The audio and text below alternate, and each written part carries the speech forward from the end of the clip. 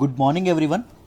ఈరోజు హిందూ ఎనాలిసిస్లో మనం మాట్లాడుకోబోయే మొదటి ఆర్టికల్ వచ్చేసి task force on marriage age submits its report to PM office. Prime minister office submit చేశారంట. GS paper 2లో మనం చదువుకుంటామండి ఈ ఆర్టికల్ని. Very important article. మనం ఆల్రెడీ ఆగస్ట్ 15th ఎప్పుడైతే ప్రైమ్ మినిస్టర్ దీని గురించి అనౌన్స్ చేశారో అప్పుడు కూడా దీన్ని చదువుకున్నాము. బట్ ఇప్పుడు కూడా డీటెయిల్డ్గా దీన్ని నేర్చుకుందాం. జాగ్రత్తగా వినండమ్మా. ఈ ఆర్టికల్ని అర్థం చేసుకోవాలంటే మీరు కాస్త బ్యాక్గ్రౌండ్ అనేది తెలుసుకోవాలి. బ్యాక్గ్రౌండ్ అనేది తెలుసుకున్న తర్వాత ఈ ఆర్టికల్ని ఎక్స్ప్లెయిన్ చేస్తాను, జాగ్రత్తగా వినండి. మన ప్రైమ్ మినిస్టర్ నరేంద్ర మోడీ గారు ఎవరైతే ఉన్నారో ఈయన 74th ఇండిపెండెన్స్ డే సందర్భంగా, అంటే ఆగస్టు 15, 2020 లాస్ట్ ఇయర్ 2020 ప్రకారంగా ఏం చెప్పారు అంటే సెంట్రల్ గవర్నమెంట్ అనేది ఒక కమిటీ అనేది సెటప్ చేయడం అనేది జరిగింది. ఈ కమిటీ అనేది ఆడవాళ్ళకి కనీస వివాహ వయస్సు ఏదైతే ఉంటుందో, వాళ్ళు పెళ్లి చేసుకోవడానికి మినిమం ఏజ్ ఎంత, ఇప్పుడు ప్రజెంట్ 18 ఇయర్స్ ఉంది కదా. సో ఈ 18 ఇయర్స్ ఏజ్ ఏదైతే ఉందో దీన్ని పెంచడానికి, ఇంక్రీజ్ చేయడానికి ఆల్మోస్ట్ ఐడియల్గా 21 ఇయర్స్ చేద్దాం అనుకుంటా ఉన్నారు. సో దీనికి రికమెండేషన్స్ అనేవి చేయాలా వద్దా, దానివల్ల ఎలాంటి ఇంప్లికేషన్స్ ఉన్నాయి అని చెప్పి ఈ కమిటీ అనేది వేసామో ఆ కమిటీ అనేది రికమెండేషన్స్ ఇస్తుంది అని చెప్పడం అనేది జరిగింది. సో ఆన్ 2nd June 2020 నా union ministry for women and child development ministry ఎవరైతే ఉంటారో వాళ్ళు ఒక కమిటీ అనేది వేయడం అనేది జరిగింది. దేని గురించి, ఏజ్ ఆఫ్ మదర్హుడ్ ఏదైతే ఉంటుందో, ఆడవాళ్ళు ఏ సమయంలో తల్లైతే బాగుంటుంది, సో వాళ్ళకి ఏ సమయంలో తల్లైతే పిల్లాడు దాంతోపాటు తల్లి క్షేమంగా ఉంటారు, ఆరోగ్యంగా ఉంటారు, దాంతోపాటు మెటర్నల్ మార్టాలిటీ రేట్ ఏదైతే ఉంటుందో, ఏ టైంలో పెళ్ళైతే అది తక్కువగా ఉంటుంది, దాంతోపాటు మీకు టోటల్ ఫెర్టిలిటీ రేట్ ఏదైతే ఉంటుందో, దాంతోపాటు మీకు చైల్డ్ సెక్స్ రేషియో ఏదైతే ఉంటుందో, సిఎస్ఆర్ ఏదైతే ఉంటుందో అది ఐడియల్గా ఎప్పుడు ఉంటుంది, దాంతోపాటు ఇన్ఫాంట్ మార్టాలిటీ రేట్ ఏదైతే ఉంటుందో, అంటే చిన్నపిల్లలు మామూలుగా ప్రతి 1000 మంది పుట్టినటువంటి చిన్నపిల్లలు ఎవరైతే ఉంటారో వాళ్ళ ఎంతమంది చనిపోతున్నారు అని చెప్పి లెక్క కట్టడం ఏదైతే ఉంటుందో ఆ రేట్ని ఇన్ఫాంట్ మార్టాలిటీ రేట్ అంటాం.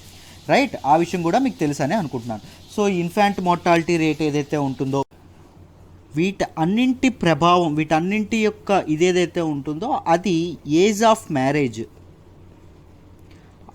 ఆడవాళ్ళ తాలూకా మినిమం ఏజ్ ఆఫ్ మ్యారేజ్ ఏదైతే ఉంటుందో దాని మీద లింక్ అయి ఉండడం అనేది జరిగింది. దేర్ వాజ్ ఏ నెక్సెస్, అంటే లింక్ అవ్వడం అనేది జరిగిందండి. రెండింటికి లింక్ ఉందంట. సో ఎవరైతే తక్కువ ఏజ్లో పెళ్లి చేసుకుంటున్నారో వాళ్ళ ఆ మదర్స్ అనేవాళ్ళు మనకి ఎంఎంఆర్ ఏదైతే ఉంటుందో, మనకి మెటర్నల్ మార్టాలిటీ రేట్ ఏదైతే ఉంటుందో వాళ్ళు ఎక్కువగా ఉండడం అనేది జరుగుతుంది. దాంతోపాటు ఐఎంఆర్ ఏదైతే ఉంటుందో ఇన్ఫాంట్ మార్టాలిటీ రేట్ కూడా ఎక్కువగా ఉంటుందంట అలాంటి ఆడవాళ్ళకి. ముఖ్యంగా అడాలసెంట్స్ లేడీస్ ఎవరైతే ఉంటారో, అంటే 10 నుంచి 19 ఏళ్ల మధ్య ఎవరైతే పెళ్లి చేసుకుంటారో వాళ్ళ పిల్లలు పుట్టేటప్పుడు వాళ్ళకి, దాంతోపాటు వాళ్ళ పిల్లలకు కూడా ప్రాణానికి ప్రమాదంగా ఉందంట. రైట్. సో దీనికోసం అని చెప్పి union ministry for women and child development వాళ్ళు ఒక కమిటీ అనేది వేయడం అనేది జరిగింది. That committee was headed by Jaya Jaitly. ఎప్పుడు వేశారండి? లాస్ట్ జూన్లో వేయడం అనేది జరిగింది. ఇది మామూలుగా ఫైనాన్స్ మినిస్టర్ ఎవరైతే ఉన్నారో వాళ్ళు యూనియన్ బడ్జెట్, మన లాస్ట్ ఇయర్ యూనియన్ బడ్జెట్ ఏదైతే ఉంటుందో దానిలోనే ప్రపోజ్ చేయడం అనేది జరిగింది. బట్ ప్రైమ్ మినిస్టర్ ఆగస్ట్ 15న దీని తాలూకు అనౌన్స్మెంట్ ఇవ్వడం అనేది జరిగిందమ్మా. సో మీరు రీసెంట్గా గమనిస్తే ఎందుకు అర్జెంటుగా మార్చాలి, ఎందుకు ఇంక్రీజ్ చేయాలి మినిమం మ్యారేజ్ ఫర్ ఉమెన్ అంటే చూడండి, యాక్చువల్గా ఏం జరుగుతుంది అంటే స్టంటింగ్, ఇప్పటి వరకు మనం ఇవి కూడా మాట్లాడుకున్నాం దీని గురించి. స్టంటింగ్ ఏదైతే ఉంటుందో, స్టంటింగ్ అంటే ఏంటి, హైట్ తక్కువగా ఉండడం. దేనికి హైట్ తక్కువగా ఉండడం? ఏజ్కి సరిపడా హైట్ లేకపోవడం. అండ్ వాస్టింగ్ ఏదైతే ఉంటుందో, వాస్టింగ్ అంటే ఏంటి, వెయిట్ తక్కువగా ఉండడం. వెయిట్ దేనికి తక్కువగా ఉండడం? హైట్కి సరిపడా వెయిట్ లేకపోవడం. సో ఇవేవైతే ఉన్నాయో అడాలసెంట్ ఉమెన్ ఎవరైతే ఉంటారో, అంటే 10 to 19 ఇయర్స్ మధ్య ఆడవాళ్ళు ఎవరైతే ఉంటారో వాళ్ళకి పెళ్ళైనప్పుడు వాళ్ళకి పుట్టినటువంటి పిల్లలు ఎవరైతే ఉంటారో వాళ్ళకి పుట్టినటువంటి పిల్లలు ఈ స్టంటింగ్ అండ్ వాస్టింగ్తో బాధపడడం అనేది జరుగుతుంది అని చెప్పారు. అందుకోసం అని చెప్పి ఆడవాళ్ళ తాలూకా హెల్త్ ఏదైతే ఉంటుందో దాన్ని దృష్టిలో పెట్టుకొని union ministry for child and women and child development ఎవరైతే ఉంటారో వాళ్ళు ఈ కమిటీని వేయడం అనేది జరిగిందండి. అర్థమైందా? సో ఎందుకు ఇది అవుతుందో. దాంతోపాటు ఇంకొక ప్రాబ్లం ఏంటి అంటే ఉమెన్కి తక్కువ ఏజ్లో పెళ్ళైపోవడం వల్ల, ఆడవాళ్ళకి చాలా తక్కువ ఏజ్లో పెళ్ళైపోవడం వల్ల ఏం జరుగుతుంది, వాళ్ళకి న్యూట్రిషన్ కానీ దాంతోపాటు న్యూట్రిషన్ మీద అవగాహన లేకుండా పోతుంది. న్యూట్రిషన్ మీద అవగాహన లేకపోవడం వల్ల ఏం జరుగుతుంది, వాళ్ళు సరైన ఫుడ్ తీసుకోకుండా అవ్వడం అనేది జరుగుతుంది. సో పుట్టేటటువంటి పిల్లలకి ఏమొస్తుంది, స్టంటింగ్ అండ్ వ్యాస్టింగ్తో బాధపడడం అనేది జరుగుతుంది. సరైన హైట్ లేకుండా, సరైన వెయిట్ లేకుండా పిల్లలు పుట్టడం అనేది జరుగుతుంది. ఆ ప్రభావం అనేది ఎవరి మీద పడుతుందమ్మా, పిల్లల మీద పడడం అనేది జరుగుతుంది. దాంతోపాటు ఒక ఉమెన్, మీకు అందరూ చదివే ఉంటారు మామూలుగా, ఇంటికి ఎవరు దీపం, ఇల్లాలే దీపం. సో ఉమెన్ చదువుకోకుండా పెళ్లి చేసుకునేటప్పుడు, ఆ చదువును అర్ధాంతరంగా ఆపేసి పెళ్లి చేసుకునేటప్పుడు ఏం జరుగుతుంది, ఆ ఫ్యామిలీ యొక్క డెవలప్మెంట్లో ఉమెన్ యొక్క రోల్ ఏదైతే ఉంటుందో ఉమెన్ తీసుకోలేకపోతున్నారు. ఒక ఫ్యామిలీ యొక్క డెవలప్మెంట్లో ఉమెన్ రోల్ అనేది చాలా కీలక పాత్ర వహిస్తుంది. సో అదే చదువుకున్న ఉమెన్ అయితే ఎంత ఇంపార్టెంట్గా ఆ ఫ్యామిలీ అనేది ఎంత ముందుకు ఆ ఫ్యామిలీ అనేది వెళ్ళడం అనేది జరుగుతుంది, ఆలోచించండి మీరు. రైట్. సో ఎప్పుడైతే వాళ్ళు అర్ధాంతరంగా చదువు ఆపేసి వాళ్ళకి 18 ఇయర్స్కో ఎప్పుడో 19 ఇయర్స్కో పెళ్లి చేసేస్తున్నారో దానివల్ల ఏం జరుగుతుంది, సో ఆ ఫ్యామిలీ యొక్క డెవలప్మెంట్ కూడా దానికి కూడా ఒక ఇది ఏర్పడడం అనేది జరుగుతుంది. సో అందుకోసమని కూడా ఉమెన్ యొక్క ఏజ్ పెంచాలి అని చెప్పి చాలామంది అనడం అనేది జరుగుతుందమ్మా. అర్థమైందా? సో చూడండి, so girls education is a promising approach to improve maternal and child nutrition. Maternal nutrition and child nutrition, పిల్లల యొక్క న్యూట్రిషన్, దాంతోపాటు వాళ్ళ తాలూకా ఎడ్యుకేషన్, ఇవన్నీ కరెక్ట్గా జరగాలంటే ఒక చదువుకున్న ఆడవాళ్ళు అనేవాళ్ళు ఉండాలి. సో చదువు అనేది కరెక్ట్గా ఉండాలి, దాంతోపాటు హెల్త్ ప్రకారమైనటువంటి ఇది కూడా వస్తున్నాయి కాబట్టి ఈ కమిటీని ఇది చేయడం అనేది జరిగింది. If you look at different act, present age for marriage ఎంత అంటే స్పెషల్ మ్యారేజెస్ యాక్ట్ 1954. ఏంటండి స్పెషల్ మ్యారేజెస్ యాక్ట్ 1954? మనం చాలాసార్లు ఈ లవ్ జిహాద్ ఇవన్నీ చదువుకున్నాం, అవునా? ఇదేంటి, ఇంటర్ రిలీజియస్ మ్యారేజెస్ ఏవైతే ఉంటాయో వాటి కోసం, రైట్? యా. సో ఈ స్పెషల్ మ్యారేజెస్ యాక్ట్ ఏదైతే ఉంటుందో, దాంతోపాటు prohibition of child marriages act 2006 ఏం చెప్తుంది అంటే ఆడవాళ్ళకి మినిమం ఏజ్ 18 ఇయర్స్ అండ్ మగవాళ్ళకి మినిమం ఏజ్ 21 ఇయర్స్గా చెప్పడం అనేది జరిగింది. మగవాళ్ళకి 21 ఏళ్ళు మినిమం నిండాలి, ఆడవాళ్ళకి 18 ఏళ్ళు నిండాలి అని చెప్పడం అనేది జరిగింది. అర్థమైందా? సో చూడండి, అయితే మీరు ఇక్కడ జాగ్రత్తగా గుర్తుపెట్టుకోండి, this is minimum age for marriage అండి. మినిమం ఏజ్ ఫర్ మ్యారేజ్ వేరు, మేజర్ అవ్వడం అంటారు చూసారు, మెజారిటీ వచ్చేటటువంటి ఏజ్ వేరు. అర్థమైందా? మెజారిటీ వచ్చేటటువంటి ఏజ్ జెండర్ న్యూట్రల్ అండి, ఇద్దరికి ఒకటే.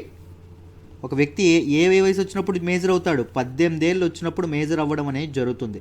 బట్ మ్యారేజ్ అనేది ఎప్పుడు చేసుకోవచ్చు, ఆడవాళ్ళకి మినిమం 18 ఇయర్స్ ఉండాలి, మగవాళ్ళకి మినిమం 21 ఇయర్స్ ఉండడం అనేది జరగాలి. అర్థమైందా? ఈవెన్ మన హిందూ మ్యారేజెస్ యాక్ట్ 1955 ఏదైతే ఉంటుందో, హెచ్ఎంఏ ఏదైతే ఉంటుందో 1955, వీళ్ళు కూడా ఏం చెప్తున్నారు అంటే ఆడవాళ్ళకి మినిమం 18, మగవాళ్ళకి మినిమం 21 ఇయర్స్గా ప్రిస్క్రైబ్ చేయడం అనేది జరిగింది. అర్థమైందా? If you look at history, ముందు మీరు జాతీయ కొలోనియల్ ఏజ్ కానీ లేకపోతే మిడివల్ టైమ్స్లో child marriages were very prevalent in India. మన ఇండియాలో చైల్డ్ మ్యారేజెస్ ఏవైతే ఉన్నాయో అవి చాలా చాలా విరివిగా జరుగుతూ ఉండేవి. కానీ ఇండియన్ పీనల్ కోడ్ ఏదైతే ఉంటుందో 1860లో ఎనాక్ట్ చేయబడింది కదా, దాని ప్రకారం ఏం చేశారు, 10 ఏళ్ల వయసు లోపల ఉన్నటువంటి ఆడవాళ్ళతో సెక్షువల్ ఇంటర్కోర్స్తో పాల్గొనడం అనేది క్రిమినల్ అఫెన్స్గా క్రిమినలైజ్ చేయడం అనేది జరిగింది. అర్థమైందా? అండ్ దాంతోపాటు ఏం చెప్పారు, even age of consent bill 1927 అండి. Age of consent bill very very important. 1927 ఏదైతే ఉంటుందో ఇది కూడా they declared the marriage with a girl under 12 would be invalid. 12 ఏళ్లలోపు ఉన్నటువంటి ఆడవాళ్ళని పెళ్లి చేసుకోవడం అనేది క్రిమినల్ అఫెన్స్గా వాళ్ళు పరిగణించడం అనేది జరిగిందమ్మా. ఈవెన్ ఇన్ 1929, 1929లో చైల్డ్ మ్యారేజ్ రిస్ట్రైంట్ యాక్ట్ అనేది ఏదైతే ఉందో దానికి ఇంకొక పేరు ఏంటి అంటే సార్దా యాక్ట్ అని కూడా అంటాం. ఈ యాక్ట్లో ఏం చేశారు, ఆడవాళ్ళకి 16 ఏళ్ళు, మగవాళ్ళకి 18 ఏళ్ళుగా నిర్ణయించడం అనేది జరిగింది. మినిమం మ్యారేజ్ ఏదైతే ఉంటుందో ఆ ఏజ్ ఏదైతే ఉంటుందో దాన్ని ఇక్కడ నిర్ణయించడం అనేది జరిగింది. తర్వాత ఈ సారదా యాక్ట్ ఏదైతే ఉంటుందో 1978లో 1978లో దీనికి అమెండ్మెంట్స్ అనేవి జరిగినాయండి. అమెండ్మెంట్స్ అనేవి జరిగి సవరణలు అనేవి చేసి ఏం చేశారు, ఆడవాళ్ళకి మినిమం ఏజ్ 18, మగవాళ్ళకి ఎంత ఉంచారమ్మా 21 ఇయర్స్గా మినిమం ఏజ్ ఫర్ మ్యారేజ్ అనేది నిర్ణయించడం అనేది జరిగింది. అర్థమైందా? So this is the history about minimum age for marriage for both men and women. అర్థమైందా? సో ఇప్పుడు ఏం చేయబోతున్నారు, మన తాలూకా కమిటీ ఏదైతే వేశారో, ఎవరు వేశారు, union ministry for child and women development ఎవరైతే ఉంటారో వాళ్ళు వేయడం అనేది జరిగింది. ఆ కమిటీ అనేది రీసెంట్గా ప్రైమ్ మినిస్టర్ ఆఫీస్కి లాస్ట్ వీక్ ఆఫ్ డిసెంబర్లో ప్రైమ్ మినిస్టర్ ఆఫీస్కి తన రిపోర్ట్ అనేది సబ్మిట్ చేయడం అనేది జరిగింది. Of course what were the details, ఏవైతే దానికి సంబంధించినటువంటి ఏ డీటెయిల్స్ దానిలో మెన్షన్ చేశారు, లేకపోతే ఏ సజెషన్స్ ఇచ్చారు అనేటటువంటి విషయాలు ఏవి బయట పెట్టలేదు. అండ్ కమిటీ హెడ్ కూడా అడిగినప్పుడు దీని మీద నోరు మెదపలేదంట. దేవర్ కెప్ట్ కాన్ఫిడెన్షియల్. అర్థమైందా? బట్ సోర్సెస్ ఏం చెప్తున్నారు అంటే the report contains concrete suggestions on all aspects. దీనికి సంబంధించినటువంటి అన్ని ఆస్పెక్ట్స్ మీద ఒక హోలిస్టిక్ అప్రోచ్తో ఒక స్ట్రాంగ్ సజెషన్స్ ఇవ్వడం అనేది జరిగింది. ఒక రాడికల్ చేంజెస్ అనేవి తీసుకురాబోతున్నారు అని చెప్పి సోర్సెస్ ద్వారా వచ్చిన సమాచారం అని చెప్పి హిందూ వాళ్ళు చెప్తా ఉన్నారండి. అర్థమైందా? రైట్. మనకి బ్యాక్గ్రౌండ్ చెప్పాను కదా, మన ప్రైమ్ మినిస్టర్ నరేంద్ర మోడీ గారు లాస్ట్ ఇయర్ 15 ఆగస్టున జెండా వందనం ఏదైతే ఎర్రకోట మీద జెండా ఎగరేస్తూ ఈ విషయం చెప్పడం అనేది జరిగింది. సో మినిమం ఆడవాళ్ళకి మినిమం ఏజ్ అనేది నిర్ణయించడానికి ఒక కమిటీ అనేది ఏర్పాటు చేశామనే విషయాన్ని వెల్లడి చేయడం అనేది జరిగిందమ్మ. సో అర్థమైందా? ఇప్పటి వరకు మీకు డీటెయిల్డ్గా దీనివల్ల ఏం చేంజెస్ వస్తాయి ఏంటి అని మీకు కంప్లీట్గా దీని గురించి అర్థం చేసే ప్రయత్నం చేశానని అనుకుంటున్నాను. Let's move to the next article అమ్మ. నెక్స్ట్ ఆర్టికల్ని అనౌన్స్ చేసే ముందు ఒక్కసారి మీకు యూపీఎస్సీ కరెంట్ అఫైర్స్ కోర్స్ ఏదైతే ఉంటుందో దీని గురించి ఒక్కసారి చెప్తాను, ఒక్కసారి ఓపిక్గా చూడండి. మీకు చాలా వాల్యూ ఎడిషన్ ఉంటుంది.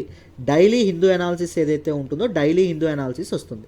దాంతోపాటు హ్యాండ్ రిటర్న్ పీడిఎఫ్ ఏదైతే ఉంటుందో every day hand written PDF మీకు యాప్లో అప్లోడ్ అవుతుంది. దాంతోపాటు మీకు లైవ్లో మీకు మన ఎడిటోరియల్స్ ఏవైతే ఉంటాయో ఎడిటోరియల్స్ డిస్కస్ చేయడం అనేది జరుగుతుంది. UPSC relevant editorials, very important editorials ఏవైతే ఉంటాయో వాటన్నింటినీ నేను లైవ్లో డిస్కస్ చేస్తానండి. దాంతోపాటు మీకు ఎంసీక్యూ సెషన్స్ ఏవైతే ఉంటాయో ఎంసీక్యూ సెషన్స్ అనేవి జరుగుతాయి. దాంతోపాటు మెయిన్ సెషన్స్ ఏవైతే ఉంటాయో మెయిన్ సెషన్స్ కూడా జరుగుతాయి. ఎంసీక్యూ సెషన్స్లో మీకు ఇప్పుడు సపోజ్ గార్డియన్ ఉంటుంది, బీబీసీ ఉంటుంది, మీకు ఓన్లీ హిందూ సరిపోదండి, ఇండియన్ ఎక్స్ప్రెస్ ఉంటుంది. సో బయట నుంచి ఏవైతే ఇవి ఉంటాయో వాటన్నిటిని ఎంసీక్యూస్గా మార్చి వెరీ డీటెయిల్డ్గా వాటిని ఎక్స్ప్లెయిన్ చేయడం అనేది జరుగుతుంది. మీకు ఎంసీక్యూ సెషన్ చాలా వాల్యూ ఎడిషన్ ఉంటుంది. వీక్లీ 3 సెషన్స్ ఉంటాయండి. ఇవి లైవ్ సెషన్స్ అవ్వడం వల్ల మీరు చక్కగా లైవ్లో నాకు డౌట్స్ అడగొచ్చు. ఇంకొకటి గుర్తుపెట్టుకోండి, UPSC current affairs course is a life time validity course. మీరు ఎన్నాళ్ళు ప్రిపేర్ అవ్వాలంటే అన్నాళ్ళు, ఒక్కసారి ఫీజు కడితే చాలు. మీరు ఎన్నాళ్ళు ప్రిపేర్ అయితే అన్నాళ్ళు మీకు ఇలా ఈ యాక్సెస్ అనేది ఉంటుంది. బోత్ లైవ్ క్లాసెస్కి అండ్ రికార్డెడ్ సెషన్స్కి మీకు యాక్సెస్ అనేది ఉంటుంది, ఫర్ ఎవర్ ఉంటుంది. ఒక్కసారి జాయిన్ అయితే చాలు. అర్థమైందా? ఫీజు ఎంత సార్ అంటే ప్రజెంట్ 10,000 అండి. 10,000 రూపాయలు ఫీజుగా పెట్టడం అనేది జరిగింది. దీన్ని నెలకి 2,000 చొప్పున, జస్ట్ 2,000 చొప్పున నెలకు కట్టుకుంటూ మీరు చక్కగా జాయిన్ అవ్వచ్చు. అర్థమైందా? ఎవరికి ఫోన్ చేయాలండి కోర్సులో జాయిన్ అవ్వాలి అంటే ఈ నెంబర్ నోట్ చేసుకోండమ్మా, 9985828232. ఇది ప్రత్యూష మేడం నెంబర్. వెరీ డీటెయిల్డ్గా చెప్పడం అనేది జరుగుతుంది. అర్థమైందా? మేడంకి ఫోన్ చేసి చక్కగా మీరు జాయిన్ అవ్వచ్చు. నెలకి 2,000 చొప్పున పే చేసుకోవచ్చు. అర్థమైందా? లైఫ్ టైం వ్యాలిడిటీతో అందిస్తున్నటువంటి course UPSC current affairs course. ఆలోచించండి. దాంతోపాటు మీకు కరెంట్ అఫైర్స్ టెస్ట్ ఏదైతే ఉంటుందో అది ఎవ్రీడే జరుగుతుందండి. ఈ కరెంట్ అఫైర్స్ టెస్ట్ మీరు రాసినప్పుడు మీ కరెంట్ అఫైర్స్ ప్రిపరేషన్లో మీరు ఎక్కడున్నారో మీకు తెలుస్తుంది. దాంతోపాటు చాలా క్వశ్చన్స్ కరెంట్ అఫైర్స్ టెస్ట్లో మీకు కవర్ అవుతాయి. సో ఎక్స్ప్లెనేషన్తో కలిపి మీకు ఉండడం వల్ల మీకు చాలా వాల్యూ ఎడిషన్ అనేది ఉంటుంది. ఎంసీక్యూ సెషన్స్ ఎలా ఉంటాయి అంటే మెయిన్ సెషన్ ఎలా ఉంటుంది అంటే వీక్లీ వన్స్ ఉంటుంది. ఈ వీక్లీ వన్ సెషన్లో ఆ వీక్లో వచ్చినటువంటి కరెంట్ అఫైర్స్ ఏవైతే ఉంటాయో దాని గురించి కాంప్రహెన్సివ్గా డిస్కస్ చేయడం అనేది జరుగుతుంది. మీ థాట్ ప్రాసెస్ ఏదైతే ఉంటుందో మీ థాట్ ప్రాసెస్ని ట్రిగ్గర్ చేసే విధంగా ఈ సెషన్స్ కరెంట్ అఫైర్స్ సెషన్స్ ఏదైతే ఉంటాయో కరెంట్ అఫైర్స్ సెషన్స్ అనేవి మీకు మెయిన్ సెషన్స్ ఏవైతే ఉంటాయో ఇవి ఉండడం అనేది జరుగుతుంది. ఒకటే చెప్తున్నాను, if you want to master current అఫైర్స్లో మీరు మాస్టర్స్ అవ్వాలి అంటే నువ్వు చాలా నాలెడ్జ్ అనేది సీక్ చేయాలి, ఎలా అయినా నేర్చుకోవాలనే పట్టుదల ఉంటే తప్పకుండా జాయిన్ అవ్వండి అమ్మ. మీకు చాలా వాల్యుయేషన్ ఉంటుంది. నన్ను నమ్మి జాయిన్ అవ్వండి. మీ నమ్మకం అసలు ఎప్పుడూ బొమ్ము కాదు. రైట్? వెరీ గుడ్ అమ్మ. సో నెక్స్ట్ ఆర్టికల్కి వెళ్దాము, జాగ్రత్తగా చూడండి. మనం మాట్లాడుకోబోయే నెక్స్ట్ ఆర్టికల్ వచ్చేసి centre's affidavit pushes for wide roads. Very important article regarding GS paper 2. జాగ్రత్తగా వినండమ్మా, క్లియర్గా ఎక్స్ప్లెయిన్ చేస్తాను. ఈ ఆర్టికల్ మీకు అర్థం కావాలంటే చార్ధమ్ ప్రాజెక్ట్ ఏదైతే ఉంటుందో చార్ధమ్ ప్రాజెక్ట్ గురించి మీకు కంప్లీట్గా తెలియాలి. ఆ కంప్లీట్గా తెలిసిన తర్వాత చార్ధమ్ ప్రాజెక్ట్ మీద ఉన్నటువంటి క్రిటిసైజ్ ఎవరు చేస్తున్నారు ఏంటి అని చెప్పి తెలియాలి.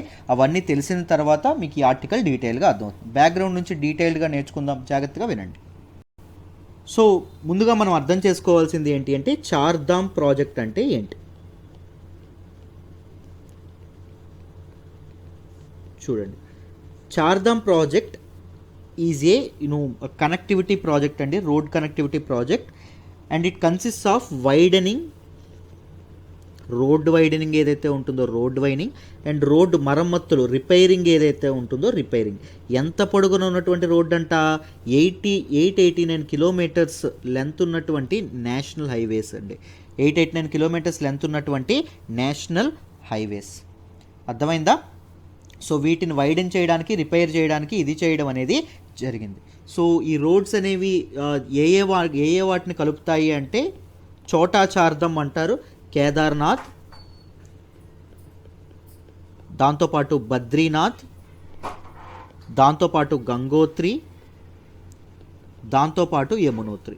వీటన్నింటినీ కలుపుతున్నటువంటి కనెక్టివిటీ ప్రాజెక్టే చార్ధామ్ ప్రాజెక్ట్ అండి. It is a proposed 2-lane express national highway with a minimum width of 10 meters in the state of Uttarakhand. So ఈ రోడ్స్ ఏవైతే ఉన్నాయో, ఉత్తరాఖండ్ స్టేట్ అంటే ఏంటండి, that is a Himalayan state, మీ అందరికీ తెలుసు. సో హిమాలయన్ స్టేట్లో ఏంటి విత్ ఎ విడ్త్ ఆఫ్ 10 metersతో దీన్ని ప్రపోజ్ చేయడం అనేది జరిగింది. ఈ రోడ్స్ కన్స్ట్రక్షన్ ప్రపోజ్ చేయడం అనేది జరిగింది. 900 సుమారుగా 900 కిలోమీటర్స్, దట్ ఈస్ ఇంకా ప్రిసైజ్గా చెప్పాలంటే 889 kilometres national highways will connect whole of Uttarakhand state. Uttarakhand state మొత్తాన్ని కనెక్ట్ చేయడం అనేది జరుగుతుంది. మేజర్ ఏమేంటి, ఈ 4 చోటా చార్ధమ్ ఇవేవైతే ఉన్నాయి, కేదార్నాథ్, బద్రీనాథ్, గంగోత్రి అండ్ యమునోత్రి ఏవైతే ఉంటాయో వాటిని కలపడం. సో దీనికి ఫౌండేషన్ స్టోన్ ఎవరు వేశారు అంటే మన ప్రైమ్ మినిస్టర్ నరేంద్ర మోడీ గారు వేయడం అనేది జరిగింది. ఎప్పుడు అంటే 2016లో వేయడం అనేది జరిగింది.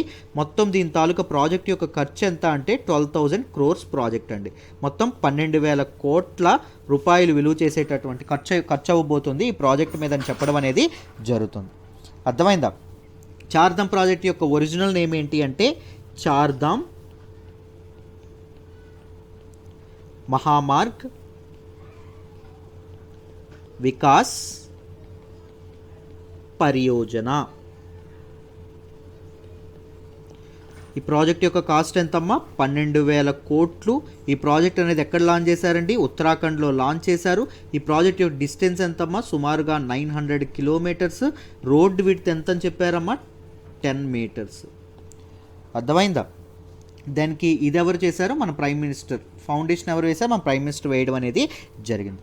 So the Chota Chardham itself is a pilgrim circuit nested in the హిమాలయాస్లో ఉండడం వల్ల ఈ తాలూకా రోడ్స్ కన్స్ట్రక్షన్ అనేది చాలా చాలా డిఫికల్ట్ అవ్వడం అనేది జరిగింది. సో ఎప్పుడైతే as soon as this project was unveiled, ఈ ప్రాజెక్ట్ అనేది ఎప్పుడైతే మొదలుపెట్టగానే there were many protest from environmentalists. Environmental ప్రకృతి ప్రేమికులు ఎవరైతే ఉంటారో, లేకపోతే ఎన్విరాన్మెంటల్ ఎక్స్పర్ట్స్ ఎవరైతే ఉంటారో, వీళ్ళందరి నుంచి చాలా చాలా క్రిటిసిజం రావడం అనేది జరిగింది. ఎందుకు సార్ క్రిటిసిజం రావడం అనేది జరిగింది?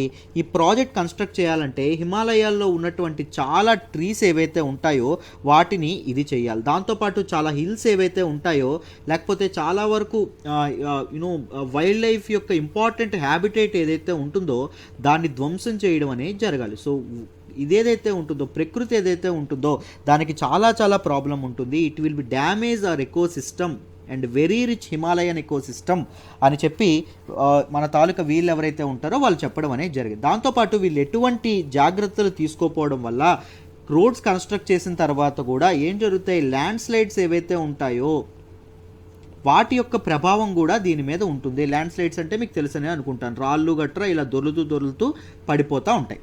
అర్థమైందా? స్లోప్ ఎప్పుడైనా ఉంటే ఈ రాళ్ళు కానీ ఇవి కానీ పడిపోతూ ఉంటాయి, రైట్? సో అందుకోసమనే మనం తిరుపతి గట్రా వెళ్తే కొండలకి ఏం కడతారు, ఒక రకమైనటువంటి మీకు మెష్ లాంటిది ఏదైతే ఉంటుందో అది ఇలా కట్టడం అనేది జరుగుతుంది. మీరు జాగ్రత్తగా గమనిస్తే ఈ ల్యాండ్ స్లైడ్స్ని అరికట్టడానికి. సో ఈ ల్యాండ్ స్లైడ్స్ తాలూకా ఇది కూడా క్లియర్గా ఉంది అని చెప్పారు. దాంతోపాటు ద వేస్ట్ ఏదైతే ఉంటుందో, ఈ ఇన్ఫ్రాస్ట్రక్చర్ ప్రాజెక్ట్ కట్టడానికి ఎంతో కొంత వేస్ట్ అనేది రిలీజ్ అవుతుంది కదా, వేస్ట్ అనేది ఇదవుతుంది కదా. సో ఆ వేస్ట్ డంపింగ్ ఏదైతే ఉంటుందో అది సరిగ్గా చేయరు. ఎక్కడది అక్కడే పడేస్తే మళ్ళీ మన ఎన్విరాన్మెంట్ ఏదైతే ఉంటుందో దానికి దానికి చాలా చాలా ప్రాబ్లం అవ్వడం అనేది జరిగింది. ముఖ్యంగా ఉత్తరాఖండ్ అనేది నేచురల్ లవర్స్కి ఒక పెద్ద ఇదవ్వడం అనేది జరిగింది. అండ్ దాంతోపాటు సో ఇలాంటి నేచర్కి ఇలాంటి అద్భుతమైనటువంటి నేచురల్ బ్యూటీ ఉండేటటువంటి ఆ ప్రదేశంలో ఈ వేస్ట్ డంపింగ్ ఇవన్నీ చేస్తే లేకపోతే ఎకో సిస్టమ్ అనేది డ్యామేజ్ చేస్తే చాలా ఇబ్బంది అవుతుందని చెప్పడం అనేది జరిగింది.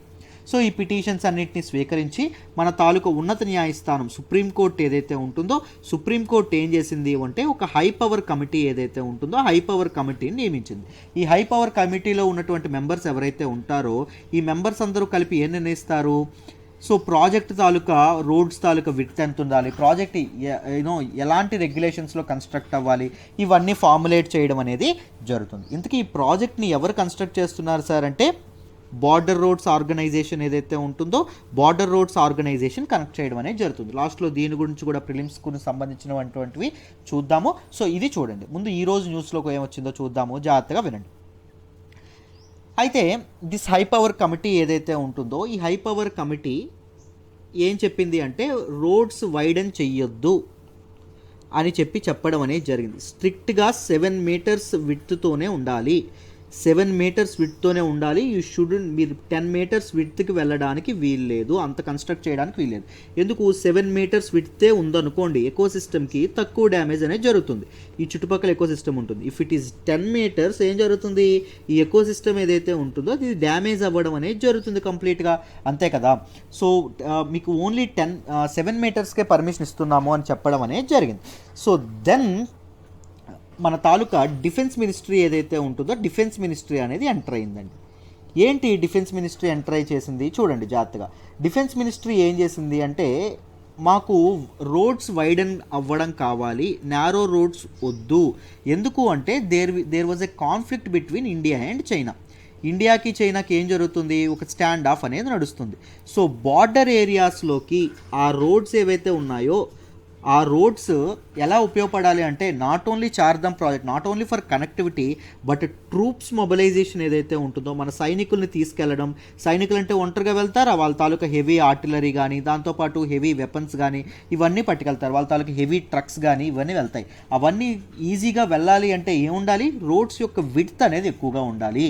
So concerning the national interest, ముఖ్యంగా నేషనల్ సెక్యూరిటీ ఏదైతే ఉంటుందో జాతీయ భద్రత ఏదైతే ఉంటుందో దాన్ని దృష్టిలో పెట్టుకొని, లేకపోతే చూడండి నేషనల్ సెక్యూరిటీ అనే కాదు మీకు ఇంకా చెప్పాలంటే మనకి ఎక్స్టర్నల్ అగ్రెషన్, మన తాలూకా చైనా నుంచి మనకు వస్తున్నటువంటి ఎక్స్టర్నల్ అగ్రెషన్ ఏదైతే ఉంటుందో దాన్ని కూడా దృష్టిలో పెట్టుకొని మీరు ఏం చేస్తారంటే దయచేసి ఈ నేరో చేసేటటువంటి ఆలోచన తీసుకురాకుండా రోడ్స్ యొక్క విడ్త్ని పెంచేటటువంటి ఇది ఇవ్వండి అని చెప్పి సుప్రీంకోర్టుకు మొరపెట్టుకోవడం అనేది జరిగింది. దేనికి సుప్రీంకోర్టు యొక్క నియమించినటువంటి హై పవర్ కమిటీకి మొరపెట్టుకోవడం అనేది జరిగింది. High power committee came up with 2 opinions. ఒకటి మెజారిటీ ఒపీనియన్, దట్ వాజ్ ఈ మెజారిటీ ఒపీనియన్ 21 మంది ఓకే చేశారండి. అండ్ అదర్ ఒపీనియన్ ఏంటి అంటే ఇంకొక ఇద్దరు మాత్రం ఈ ఒపీనియన్ అనేది తీసుకోలేదు, వేరే ఒపీనియన్ చెప్పారు. ఈ 21 పీపుల్ ఎవరు చెప్పారు అంటే డిఫెన్స్ మినిస్ట్రీ ఏదైతే ప్లీ పెట్టుకుందో, డిఫెన్స్ మినిస్ట్రీ ఏదైతే పిటిషన్ పెట్టుకుందో దానికి సరే అలాగే సో మేము రోడ్స్ వైడ్ చేయడానికి, రోడ్స్ అనేవి విశాలంగా మార్చడానికి మేము అనుమతిస్తున్నామని చెప్పడం అనేది జరిగింది. అండ్ దీస్ పీపుల్ ఎవరైతే ఉన్నారో ఏం చెప్పారు అంటే వైడెన్ చేస్తే ఎకో సిస్టమ్కి చాలా ఇంప్లికేషన్స్ ఉంటాయి, నేచర్కి చాలా ఇంప్లికేషన్స్ ఉంటాయి అని చెప్పి తమ మాట ఏదైతే ఉంటుందో ముందు ఏదైతే మాట్లాడారో ఆ మాట మీదే వాళ్ళు ఉండడం అనేది జరిగిందమ్మా. There will be long term impacts on the fragile Himalayan terrain and sensitive ecosystem అని చెప్పి హై పవర్ కమిటీ యొక్క మైనారిటీ వ్యూ ఎవరైతే ఉంటారో వాళ్ళు చెప్పడం అనేది జరిగింది. సో గవర్నమెంట్ ఏం చెప్పింది, గవర్నమెంట్ తరపున వాదిస్తున్నటువంటి సొలిసిటర్ జనరల్ ఎవరైతే ఉంటారో ఆయన ఏం చెప్పారు అంటే మన తాలూకా సుప్రీంకోర్టుకి so go with majority opinion ఎవరైతే ఉన్నారో వాళ్ళ తరపునే వెళ్ళండి. అండ్ ఇది చాలా వీఆర్ వెరీ డిసప్పాయింటెడ్ దట్ ఆ మైనారిటీ ఒపీనియన్ కూడా ఎందుకు వచ్చిందో అర్థం కాలేదు. Because we're talking about national security, జాతీయ భద్రత గురించి మేము మాట్లాడుతున్నాము. చైనా నుంచి వస్తున్నటువంటి ఎక్స్టర్నల్ అగ్రెషన్ అరికట్టడానికి నిర్ణయం తీసుకున్నామని చెప్తున్నాము. But still they are talking about ecosystem and those implications అని చెప్పి గవర్నమెంట్ అనేది తన డిసప్పాయింట్మెంట్ని కూడా వ్యక్తపరచడం అనేది జరిగిందాం. అర్థమైందా? సో ఇది ఏదైతే ఉందో very important article Chardham project గురించి. మీకు ఈ ఇన్ఫ్రాస్ట్రక్చర్ ప్రాజెక్ట్స్ మీద ఎకాలజీ మన తాలూకు ఎకో సిస్టమ్కి, దాంతోపాటు ఎన్విరాన్మెంట్కి ఎలాంటి ఇంపాక్ట్ ఉంటుందో మీరు చదువుకోవాలి. అర్థమైందా? సో చార్ధమ్ ప్రాజెక్ట్ గురించి నేను ముందు కూడా చాలాసార్లు చెప్పాను వాట్ వర్ ద ప్రాబ్లమ్స్ అని. సో ఇప్పుడు జరుగుతుంది ఏంటి, లాస్ట్కి మన తాలూకా ఫస్ట్ అంతా ఎవరు ఇది చేశారు అంటే ministry of road transport and highways ఎవరైతే ఉంటారో వాళ్ళు మొరపెట్టుకోవడం అనేది జరిగింది, రోడ్స్ వైడెన్ చేస్తామని. అండ్ వీటికి ఎప్పుడైతే అవ్వలేదో, హై పవర్ కమిటీ ఒప్పుకోలేదో, government came up with defence ministry, very sensitive టాపిక్తో రావడం అనేది జరిగింది. అండ్ రోడ్స్ వైడనింగ్ ఏదైతే ఉంటుందో తప్పకుండా అప్రూవ్ అవుతుంది కూడా, because it is the matter of national security and external aggression కాబట్టి. అందుకోసం అని చెప్పి మెజారిటీ ఒపీనియన్ ఏం చెప్పారు, దీనికి ఓకే చెప్పడం అనేది జరిగింది. మెజారిటీ వ్యూ వాళ్ళు ఓకే చెప్పారు, మైనారిటీ వ్యూ వాళ్ళు లేదు ఇద్దరు మాత్రమే లేదు అలా కుదరదు అని చెప్పడం అనేది జరిగింది. అర్థమైందా? ఇప్పుడు గవర్నమెంట్ ఏం చేసింది అంటే సుప్రీంకోర్టుకి ప్లీ చేయడం అనేది జరిగింది. Go with the majority opinion and don't go with the minority opinion అని చెప్పడం అనేది జరిగింది. సుప్రీంకోర్టు ఈ హీరింగ్ అనేది మార్చికి వాయిదా వేయడం అనేది జరిగింది. మార్చిలో మొత్తం అన్నింటినీ పరిశీలించి సుప్రీంకోర్టు తన నిర్ణయాన్ని తెలియజేయడం అనేది జరుగుతుంది. అర్థమైందా? This is all about this article. దాంతోపాటు మనం ఇప్పుడు ఏం నేర్చుకుందాము అంటే మనకి బార్డర్ రోడ్స్ ఆర్గనైజేషన్ ఏదైతే ఉంటుందో దాని గురించి కొన్ని ప్రిలిమ్స్ ఫ్యాక్ట్స్ ఏవైతే ఉంటాయో వాటిని నేర్చుకుందాము, జాగ్రత్తగా చూడండి. The Border Roads Organization develops and maintains road networks in India's border areas and friendly neighboring countries and functions under the Ministry of Defence. ఇది ఎవరి అండర్లో ఉంటుంది? మినిస్ట్రీ ఆఫ్ డిఫెన్స్ అండర్లో ఉంటుంది. ఇది ఏం చేస్తుంది, బార్డర్ ఏరియాస్లో నెట్వర్క్ ఆఫ్ రోడ్స్ ఏవైతే ఉంటాయో నెట్వర్క్ ఆఫ్ రోడ్స్ని ఇది కన్స్ట్రక్ట్ చేయడం అనేది జరుగుతుంది. అండ్ దీని తాలూకా రెస్పాన్సిబిలిటీ ఏంటి, బార్డర్ ఏరియాస్లో రోడ్స్ కన్స్ట్రక్ట్ చేయడం, బ్రిడ్జెస్ కన్స్ట్రక్ట్ చేయడం, టన్నల్స్ కన్స్ట్రక్ట్ చేయడం, ద హెలిప్యాడ్స్ కన్స్ట్రక్ట్ చేయడం, ఎయిర్ ఫీల్డ్స్ ఏవైతే ఉంటాయో వాటిని కన్స్ట్రక్ట్ చేయడం అనేది జరుగుతుంది. అర్థమైందా? So officers from the border roads engineering service BRES ఏదైతే ఉంటుందో BRES and personnel from the general reserve engineer force ఏదైతే ఉంటుందో GREF ఏదైతే ఉంటుందో form the parent cadre of the border roads organisation. వీళ్ళ పర్సోనల్ ఎవరైతే ఉంటారో వీళ్ళందరూ బార్డర్ రోడ్స్ ఆర్గనైజేషన్ క్యాడర్గా మారడం అనేది జరుగుతుంది, దానిలో ఎంప్లాయీస్గా ఉండడం అనేది జరుగుతుంది, ఇంకా సింపుల్గా మాట్లాడుకుంటే. అర్థమైందా? So it maintains around 32,885 kilometres of roads ఏవైతే ఉంటాయో వాటిని బార్డర్ రోడ్స్ ఆర్గనైజేషన్ మెయింటైన్ చేయడం అనేది జరుగుతుందంట. అండ్ అబౌట్ 12,200 బ్రిడ్జెస్ని కూడా ఇది చేయడం అనేది ఆల్ ఓవర్ ద కంట్రీ బ్రిడ్జెస్ని కూడా వీళ్ళు ఇది చేయడం అనేది జరుగుతుందంట, మెయింటైన్ చేయడం అనేది జరుగుతుందంట. This is very important regarding prelims అండి, అందుకోసమని ఇవన్నీ చెప్పాను. I hope you understand this article in detail అమ్మా. Let me move to the next article. మనం మాట్లాడుకోబోయే నెక్స్ట్ ఆర్టికల్ వచ్చేసి experts to be assigned to review state labour laws. Very very important article regarding GS paper 2 అండి. చాలా important article. రీసెంట్గా వచ్చినటువంటి labour codes గురించి మనం చాలాసార్లు మాట్లాడుకున్నాం, ఒకసారి టకటక రివిజన్ చేద్దాం. దాంతోపాటు న్యూస్లోకి ఏమొచ్చిందో కూడా మాట్లాడుకుందాం, జాగ్రత్తగా వినండి. మీ అందరికీ తెలుసు లేబర్ అనేది ఏ సబ్జెక్ట్ కింద వస్తుంది, కాన్కరెంట్ లిస్ట్ కింద రావడం అనేది జరుగుతుంది. There is schedule 7 in Indian constitution. Schedule 7లో ఏమేమి పెట్టారండి, మనకి 3 లిస్టులు ఉండడం అనేది జరుగుతుంది. ఒకటో లిస్ట్ ఏంటి, సెంటర్ లిస్ట్ లేదా యూనియన్ లిస్ట్ అంటాము, రెండవది స్టేట్ లిస్ట్ అంటాము, మూడవది ఏంటి కాన్కరెంట్ లిస్ట్ అంటాం. అంటే ఏం లేదమ్మా, సెంటర్ లిస్ట్లో ఏవైతే విషయాలు పెట్టారో, ఏవైతే మనది ఫెడరల్ స్ట్రక్చర్ కదా, సో పవర్స్ అనేవి ఏం చేశారు, ఫెడరల్ స్ట్రక్చర్ ఎలా ఉంటుంది, పవర్స్ అనే బోత్ సెంటర్కి స్టేట్కి మధ్య డివైడ్ అయ్యి ఉంటుంది. సో సెంటర్కి ఉన్నటువంటి యూనియన్ లిస్ట్ ఏదైతే ఉంటుందో ఆ యూనియన్ లిస్ట్లో ఉన్నటువంటి సబ్జెక్ట్స్ ఏవైతే ఉంటాయో వాటి మీద నిర్ణయాలు చట్టాలు చేసేటటువంటి అధికారం ఎవరికి ఉంటుంది, సెంటర్కి ఉంటుంది. స్టేట్ లిస్ట్ ఏదైతే ఉంటుందో రాష్ట్ర ప్రభుత్వాల జాబితా అంటాం, ఆ జాబితాలో ఉన్నటువంటి విషయాల మీద చట్టాలు చేసేటటువంటి అధికారం ఎవరికి ఉంటుంది, రాష్ట్ర ప్రభుత్వానికి ఉండడం అనేది జరుగుతుంది. కాన్కరెంట్ లిస్ట్లో ఎవరికి ఉంటుంది, బోత్ యూనియన్ గవర్నమెంట్ లేదా సెంట్రల్ గవర్నమెంట్కి అండ్ స్టేట్ గవర్నమెంట్కి ఇద్దరికీ చట్టాలు చేసేటటువంటి అధికారం ఉంది కాన్కరెంట్ లిస్ట్లో ఉంటాయి.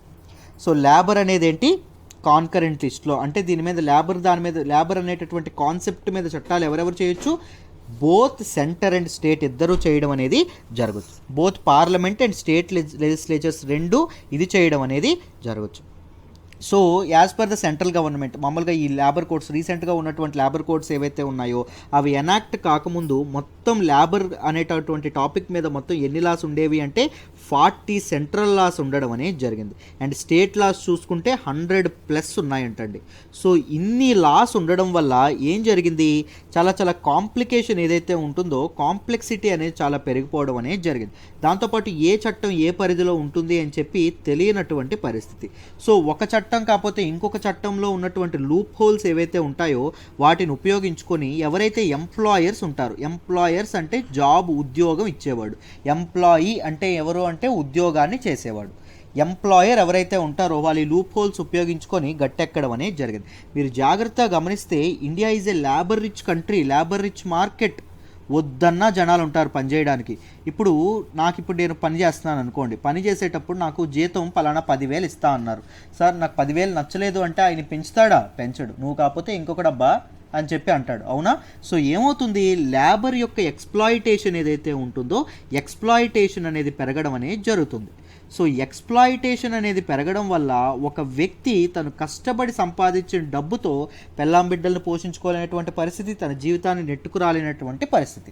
సో ఈ ఎక్స్ప్లాయిటేషన్ ఏదైతే ఉంటుందో ఎంప్లాయీ మీద చేసేటటువంటి ఎక్స్ప్లాయిటేషన్ ఏదైతే ఉంటుందో దాన్ని తగ్గించడానికి, దాంతోపాటు ఈ లాస్ అన్నీ ఏవైతే ఉన్నాయో వీటి కాంప్లెక్సిటీ ఏదైతే ఉంటుందో దాన్ని తగ్గించడానికి ఏం చేశారు, యూనియన్ గవర్నమెంట్ ఏదైతే ఉంటుందో యూనియన్ గవర్నమెంట్ ఈ లాస్ అన్నింటినీ కలిపి సుమారుగా 29 మొత్తం 29 లాస్ ఏవైతే ఉంటాయో 29 లాస్ని కలిపి 4 లేబర్ లాస్గా మార్చడం అనేది జరిగింది. వాటి కాంప్లెక్సిటీ ఏదైతే ఉంటుందో దాన్ని తగ్గించడం అనేది జరిగింది. అర్థమైందా? సో దీని మీద మీకు 27 సెంట్రల్ లాస్ ఏవైతే ఈ 29 సెంట్రల్ లాస్ అండి. స్టేట్ లాస్ని వీళ్ళు టచ్ చేయకూడదు, పార్లమెంట్ మీ అందరికీ తెలుసనే అనుకుంటాను. సో సెంట్రల్ లాస్ ఏవైతే ఉంటాయో వాటి మీద చట్టాలు చేయడం అనేది జరిగింది. ఏ చట్టాలు చేశారు, దేని చేశారు అంటే 4. Code on wages, next code on industrial relations, social security code, సామాజిక భద్రత కల్పించడానికి. అర్థమైందా? ఏంటండి సామాజిక భద్రత అంటే? మీరు జాగ్రత్తగా ఇప్పుడు గవర్నమెంట్ ఎంప్లాయీస్ ఉంటారు, గవర్నమెంట్ ఎంప్లాయీస్కి ఎప్పుడు పడితే అప్పుడు ఉద్యోగం తీసేయడం అవుతుందా? తీసేయడం అవుతుంది. ఒకవేళ ఉద్యోగం రిటైర్ అయిన తర్వాత కూడా వాళ్ళకి పెన్షన్ వస్తుందా? లేదా? వస్తుంది. అదే మీరు చిన్న వీళ్ళు ఉంటారు, అంటే పాచి పని చేసుకునే వాళ్ళు ఉంటారు అనుకోండి, లేకపోతే చిన్న పనులమ్మ, ఇంకా చిన్న పనులు, లేకపోతే ఒక ఇడ్లీ అమ్ముకునే వాళ్ళు, ఒక బల్ల మీద ఇడ్లీలు గట్రా అమ్ముకుంటారు కదా వాళ్ళు, ఇలాంటి వాళ్ళు ఎవరైతే ఉంటారో వాళ్ళకి ఏం జరుగుతుంది, ఒక్కసారి ఉద్యోగం పోయింది అనుకోండి వాళ్ళ ఫ్యామిలీ మొత్తం రోడ్డు మీద పడాల్సినటువంటి పరిస్థితి. సో వాళ్ళకి సామాజిక భద్రత అనేది ఉందా? లేదు. సో వీటిని కల్పించే దిశగా ఏం చేశారు, ఈ కోడ్స్ ఏవైతే ఉంటాయో వీటిని తీసుకొచ్చారు. దాంతోపాటు occupational safety, health, working conditions. Employer ఏం చేస్తాడు, తమ ప్రాఫిట్ ఓరియంటెడ్ మైండ్ సెట్తో ఉంటాడు, లాభం కావాలి అంటూ ఉంటాడు.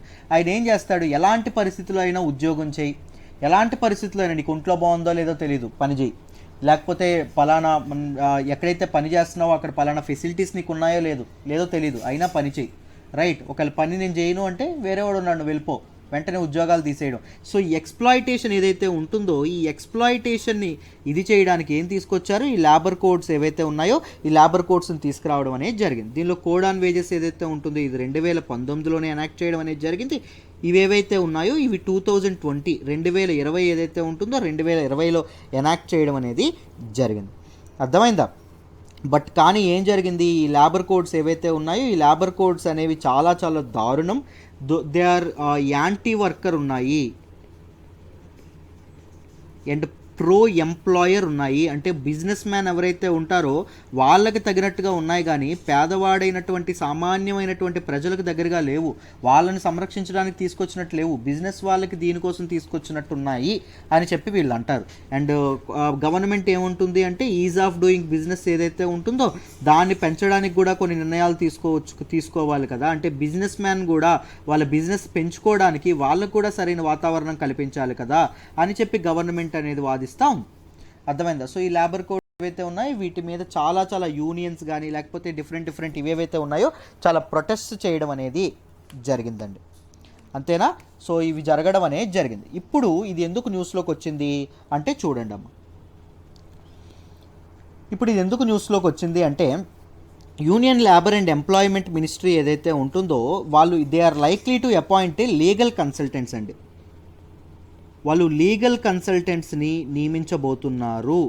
ఎందుకు లీగల్ కన్సల్టెంట్స్ నియమించబోతున్నారు? ఈ లీగల్ కన్సల్టెంట్స్ ఏం చేస్తారు అంటే అమ్మ, సెంట్రల్ గవర్నమెంట్ ఏదైతే లాస్ తీసుకొచ్చిందో, ఎన్ని లాస్ తీసుకొచ్చింది? 4 న్యూ లేబర్ కోడ్స్ తీసుకొచ్చింది.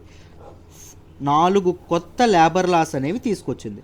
ఈ 4 కొత్త లేబర్ లాస్ ఏవైతే ఉన్నాయో అవి స్టేట్ లాస్ ఏవైతే ఉన్నాయో స్టేట్ లాస్తో కంపాటబుల్గా ఉన్నాయా లేదా, లేకపోతే స్టేట్ లాస్ అనేవి వేరేగా ఏవైనా అంటే ఇక్కడ దీనిలో ఉన్నటువంటి రూల్స్ ఏవైతే ఉన్నాయో ఆ రూల్స్కి state laws existing state laws యొక్క రూల్స్కి ఏవైనా మార్పులు చేర్పులు ఉన్నాయా, ఏవైనా డిస్సిమిలారిటీస్ ఉన్నాయా, ఏవైనా డిస్ప్యూట్ అనేది తలెత్తుందా? సపోజ్ ఒక ఎగ్జాంపుల్గా చెప్తాను చూడండి. మామూలుగా సెంట్రల్ గవర్నమెంట్ మినిమం వేజ్ 10,000 ఇవ్వాలనుకుంది అనుకోండి, స్టేట్ గవర్నమెంట్ లేదు 8,000 ఇవ్వాలి అనుకుంది అనుకోండి. దీని అర్థం ఏంటి? There will be a dispute. ఒక డిస్ప్యూట్ ఏదైతే ఉంటుందో సెంట్రల్ గవర్నమెంట్ ఇచ్చినటువంటి రూల్స్కి ఇది డిస్ప్యూట్ మొదలైనట్టు. సో ఇలాంటి డిస్ప్యూట్స్ ఏవైనా ఉన్నాయని తెలుసుకోవడానికి లీగల్ కన్సల్టెంట్స్ ఎవరైతే ఉంటారో వాళ్ళని ఈ మంత్లో నియమించబోతున్నాము అని చెప్తున్నారండి. To look whether the state labour laws are in consonance with the centre's 4 new labour codes. State labour laws అనేవి 4 న్యూ సెంట్రల్ లేబర్ లాస్ ఏవైతే ఉన్నాయో వాటికి సరిపడా ఉన్నాయా, ఇన్ ట్యూన్ ఉన్నాయా లేదా అని. The new labour codes could be implemented before April 1 target. ఇంప్లిమెంటేషన్కి టార్గెట్ ఎప్పుడు పెట్టారండి? April 1 అని చెప్పి పెట్టడం అనేది జరిగింది. దేని ఇంప్లిమెంటేషన్కి? ఈ లేబర్ కోడ్స్ ఏవైతే ఉన్నాయో వీటి తాలూకా ఇంప్లిమెంటేషన్కి. మొత్తం ఎన్ని లాస్ అండి తీసుకొచ్చేసారు? 29 సెంట్రల్ లాస్ ఏవైతే ఉంటాయో ఆ 29 సెంట్రల్ లాస్ అన్ని కలిపి 4 న్యూ లేబర్ కోడ్స్గా మార్చడం అనేది జరిగింది. ఈ 4 న్యూ లేబర్ కోడ్స్ మీద చాలా క్రిటిసిజం అనేది ఉండడం అనేది జరిగింది. ఈ 4 న్యూ లేబర్ కోడ్స్ ఏ కాన్సెప్ట్స్ మీద చేశారు మీరు జాగ్రత్తగా గమనిస్తే, ఇండస్ట్రియల్ రిలేషన్స్ ఏవైతే ఉన్నాయో ఇండస్ట్రియల్ రిలేషన్స్, వేజెస్ ఏవైతే ఉన్నాయో కనీస వేతనాలు ఏవైతే ఉన్నాయో దాని మీద, సోషల్ సెక్యూరిటీ ఏదైతే ఉంటుందో సామాజిక భద్రత ఏదైతే ఉంటుందో దాని మీద, సేఫ్టీ ఏదైతే ఉంటుందో వ్యక్తి యొక్క సేఫ్టీ భద్రత ఏదైతే ఉంటుందో దాని మీద, and welfare and working conditions. అంటే వర్కింగ్ కండిషన్స్ వాళ్ళు వర్క్ చేస్తున్నటువంటి కండిషన్స్ ఏవైతే, కొంతమంది ఏకంగా అట్లీస్ట్ బాత్రూమ్ కూడా ప్రొవైడ్ చేయరు వర్క్ చేస్తున్నటువంటి ఎంప్లాయీస్కి. సో అలాంటి పరిస్థితులు అనేవి లేకుండా వర్కింగ్ కండిషన్స్ అనేవి సరిగ్గా అవ్వడం ఏవైతే ఉంటాయో వీటి కోసం 4 లేబర్ లాస్ అనేవి తీసుకురావడం అనేది జరిగింది. అర్థమైందా? సో ఇందులో వేజెస్ మీద వచ్చినటువంటి కోడ్ 2019లోనే ఎనాక్ట్ అయిపోతే మిగిలినవన్నీ 2012లో ఎనాక్ట్ అవ్వడం అనేది జరిగింది. Right, this is all about this article అండి. సో ఈ ఆర్టికల్ కూడా మీకు ఇన్ డీటెయిల్ అర్థమైందనే అనుకుంటున్నానమ్మా. Let me move to the next article. మనం మాట్లాడుకోబోయే నెక్స్ట్ ఆర్టికల్ వచ్చేసి legal issue delaying Mallya's extradition. Centre confirms Supreme Court about the stands taken by the UK United Kingdom. దీన్ని మనం జిఎస్ పేపర్ 3లో మనీ లాండరింగ్లో చదువుకుంటాం. వెరీ ఇంపార్టెంట్ అండి. ఫైనాన్షియల్ ఫ్రాడ్స్ ఏవైనా జరిగినప్పుడు జాగ్రత్తగా ఇదనేది చేసుకోవాలి. సో విజయ్ మాల్యా గురించి మీ అందరికీ ఎంతో కొంత తెలిసే ఉంటుంది, లేకపోతే ఏదో ఫ్రాడ్ చేశాడు అంతవరకే తెలిసి ఉంటుంది. చూద్దాం అసలు ఏం చేశారు ఈయన, అసలు ఏంటి దీని సంగతిని డీటెయిల్డ్గా డిస్కస్ చేద్దాం. జాగ్రత్తగా వినండి. అసలు ముందు బ్యాక్గ్రౌండ్ ఏంటి, ఇష్యూ ఏంటో చూద్దాం. విజయ్ మాల్యా ఎవరైతే ఉన్నారో విజయ్ మాల్యా అతని తాలూకా కంపెనీ అయినటువంటి కింగ్ఫిషర్ ఎయిర్లైన్స్ ఏదైతే ఉంటుందో కింగ్ఫిషర్ ఎయిర్లైన్స్ వీటి మీద మన తాలూకా గవర్నమెంట్ ఆఫ్ ఇండియా ఏదైతే ఉంటుందో గవర్నమెంట్ ఆఫ్ ఇండియా యొక్క డిఫరెంట్ కేసెస్ నమోదు చేయడం అనేది జరిగింది. ఎన్ఫోర్స్మెంట్ డైరెక్టరేట్ ఎవరైతే ఉంటారో ఈడీ అంటాం, ఎన్ఫోర్స్మెంట్ డైరెక్టరేట్ ఇది చేయడం అనేది జరిగింది. సిబిఐ మనకి ఏదైతే ఉంటుందో సెంట్రల్ బ్యూరో ఆఫ్ ఇన్వెస్టిగేషన్, దాంతోపాటు సీరియస్ ఫ్రాడ్ ఇన్వెస్టిగేషన్ ఆఫీస్ ఏదైతే ఉంటుందో ఎస్ఎఫ్ఐఓ ఏదైతే ఉంటుందో అది, దాంతోపాటు security and exchanges board of India SEBI ఏదైతే ఉంటుందో సెబీ. అర్థమైందా? ఇవన్నీ కలిపి ఏకంగా 10,000 కోట్ల రూపాయలటువంటి లోన్స్, 10,000 crore అండి లోన్స్ వదిలేసి బ్యాంకులకి ఎగనామం పెట్టేసి ఈయన వెళ్ళిపోవడం అనేది జరిగింది. ముఖ్యంగా ఇతని వల్ల ఎక్కువగా ఎఫెక్ట్ అయినటువంటి banks SBI, and Union Bank of India మీ అందరికీ తెలిసే ఉంటుంది. సో మొత్తం బ్యాంకులు చాలా కన్సోర్టియం ఆఫ్ బ్యాంక్స్ అంటారు, చాలా చాలా బ్యాంకులకు కలిపి 10,000 కోట్లు అప్పులు చేసి ఈయన చెల్లించకుండా బయటకు వెళ్ళిపోవడం అనేది, పారిపోవడం అనేది జరిగింది. ఎక్కడికి? యూకేకి వెళ్ళిపోవడం అనేది జరిగింది. అర్థమైందా? ఇతని మీద చాలా ఛార్జెస్ ఉన్నాయమ్మా, చీటింగ్ ఛార్జెస్ అనేవి ఉన్నాయి. దాంతోపాటు క్రిమినల్ కాన్స్పిరసీ, మనీ లాండరింగ్ ఏదైతే ఉంటుందో money laundering, loan funds division ఏదైతే ఉంటుందో లోన్ ఫండ్స్ డివిజన్, దాంతోపాటు violation of companies act 2013, companies act 2013 ఏదైతే ఉంటుందో దీనికి సంబంధించినటువంటి నామ్స్ పాటించకపోవడం కింగ్ఫిషర్ ఎయిర్లైన్స్ మీద ఉందండి. దాంతోపాటు సెబీ నామ్స్ ఏవైతే ఉంటాయో సెబీ నామ్స్ని ఇది చేయడం, ఫైనాన్షియల్ మార్కెట్స్ని ఫైనాన్షియల్ సర్క్యూట్ అంటాం, ఫైనాన్షియల్ సర్క్యూట్స్ని వీళ్ళు తప్పుదోవ పట్టించడం. సో ఇలాంటి ఛార్జెస్ ఏవైతే ఉన్నాయో ఈ ఛార్జెస్ అన్ని ఇతని మీద చేయడం అనేది జరిగిందాం. Now look at this charges against Mallya. మాల్యాకి ఎగెనెస్ట్గా ఉన్నటువంటి ఛార్జెస్ ఏంటి? ఎన్ఫోర్స్మెంట్ డైరెక్టరేట్ ఏదైతే ఉంటుందో it has charged Mallya under section 3 and section 4 of the prevention of money laundering act ఏదైతే ఉంటుందో దీని ప్రకారంగా ఇతని మీద ఇది చేయడం అనేది జరిగింది. దాంతోపాటు సిబిఐ కూడా 420 చీటింగ్ కేసు అనేది పెట్టడం అనేది జరిగింది సెక్షన్ 420 ప్రకారం. సో ఇవేవైతే ఉన్నాయో ఇలా చాలా ఛార్జెస్ అనేవి ఇవ్వడం అనేది జరుగుతుంది. దాంతోపాటు వెరీ ఇంపార్టెంట్, జాగ్రత్తగా గుర్తుపెట్టుకోండి, he is the first person to be declared a fugitive offender.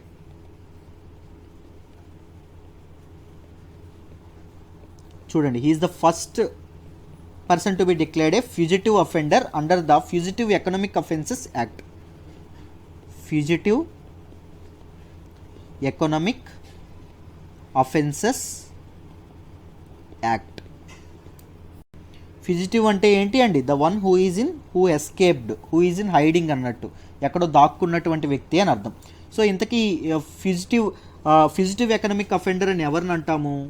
Is the first person అన్నాం కదా, ఎవరిని అంటాము అంటే చూడండి, a person can be named an offender under this law if there is an arrest warrant against him or her for involvement in economic offences involving at least 100 crores, 100 కోట్లకు పైగా fraud చేసి బయట దేశాలకు పారిపోతారు చూసారా, లీగల్ యాక్షన్ తప్పించుకొని పారిపోతారు చూసారా, అలాంటి వాళ్ళని ఏమంటాము అంటే ఫ్యూజిటివ్ ఎకనామిక్ అఫెండర్ అని చెప్పి అనడం అనేది జరుగుతుంది.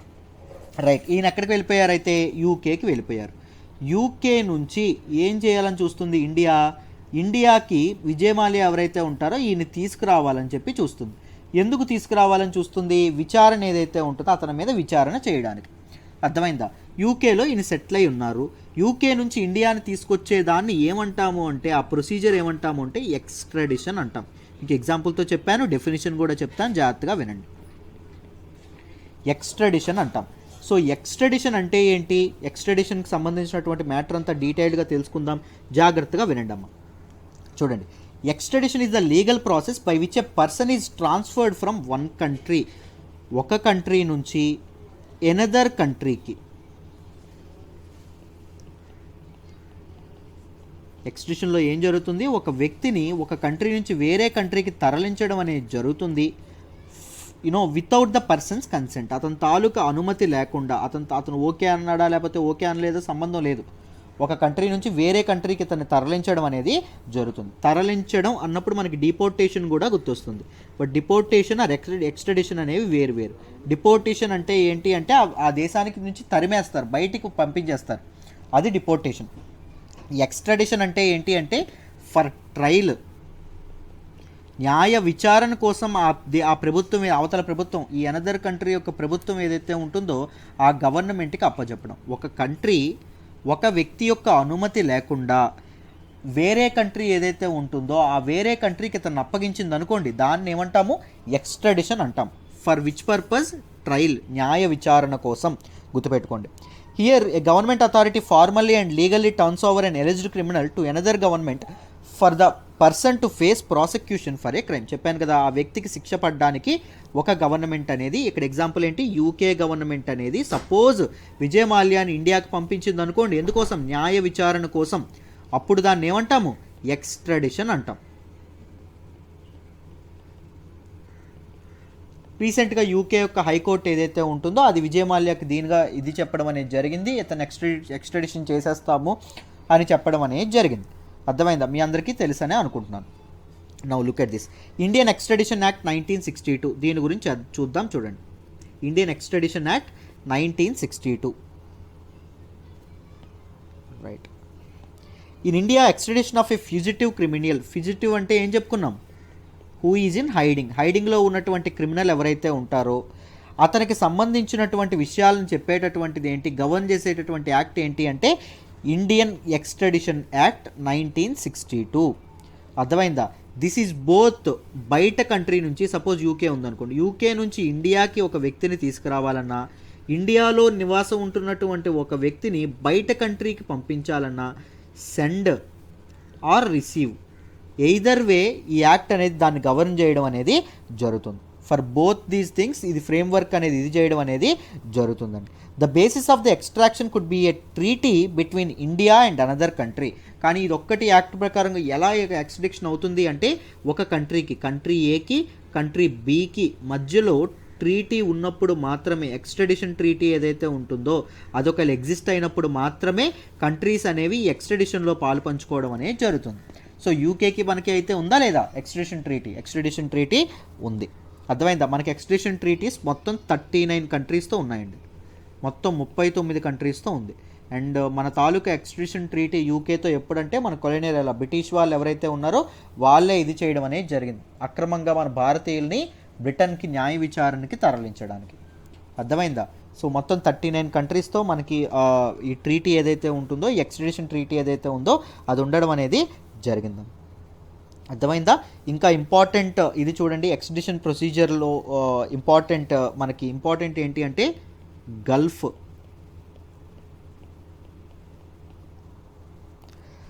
Indian nationals who return to India after committing offences in west Asia Gulf countries. ఒకవేళ గల్ఫ్ కంట్రీస్లో ఇండియన్ నేషనల్స్ ఎవరైనా ఒక తప్పుకు పాల్పడ్డారు అనుకోండి, సపోజ్ ఇండియన్ నేషనల్స్ గల్ఫ్ కంట్రీస్లో ఇండియన్ నేషనల్స్ ఎవరైనా ఒక అఫెన్స్కి ఏదో మర్డరో లేకపోతే ఏదైనా చేశారనుకోండి, వాళ్ళని ఆ కంట్రీస్కి మామూలుగా ఏం చేయాలి, పంపించేయాలి. కానీ మనకి గల్ఫ్ కంట్రీస్కి ఉన్నటువంటి ట్రీటీ ద్వారా వాళ్ళని గల్ఫ్ కంట్రీస్కి పంపించక్కర్లేదు, వాళ్ళని ఇండియాలోనే ట్రయల్ విధించవచ్చు, ఇండియాలోనే న్యాయ విచారణ అనేది చేసుకోవచ్చు. సో గల్ఫ్ కంట్రీస్ ఏవైతే ఉన్నాయో, వెస్ట్ ఏషియన్ కంట్రీస్ ఏవైతే ఉన్నాయో వాటికి మనకి ఈ ప్రొవిజన్ అనేది ఉంటుంది. This will be A probable prelims question. జాగ్రత్తగా ఆలోచించండి, జాగ్రత్తగా మనకి ఎక్స్ట్రాడిషన్ గురించి 2-3 సార్లు వచ్చింది కాబట్టి సో ఇలాంటి క్వశ్చన్స్ రావచ్చని ఇవన్నీ చెప్పడం అనేది జరుగుతుందాం. అర్థమైందా? ఇండియాలో ఇండియన్ లా ప్రకారం వాళ్ళని విచారించడం అనేది జరుగుతుంది. అర్థమైందా? ఎక్స్ట్రాడిషన్ అనేది ఒక కంట్రీ ఎప్పుడు చేయకపోవచ్చు అంటే యూకేకి మనం అడుగుతున్నాం విజయ్ మాల్యాని అప్పగించమని, యూకే ఎప్పుడు చెప్పొచ్చు ఎక్స్ట్రాడిషన్ అనేది మేము ఇవ్వము అని చెప్పి? Failure to fulfil dual criminality. ఆ వ్యక్తి చేసినటువంటి తప్పు ఏదైతే ఉంటుందో అది 2 కంట్రీస్లో కూడా, బోత్ ద కంట్రీస్లో అది క్రిమినల్ అఫెన్స్ అయి ఉండాలి. మొదటిది డ్యూయల్ క్రిమినాలిటీ ఏదైతే ఉంటుందో డ్యూయల్ క్రిమినాలిటీ అనేది ఉండాలి.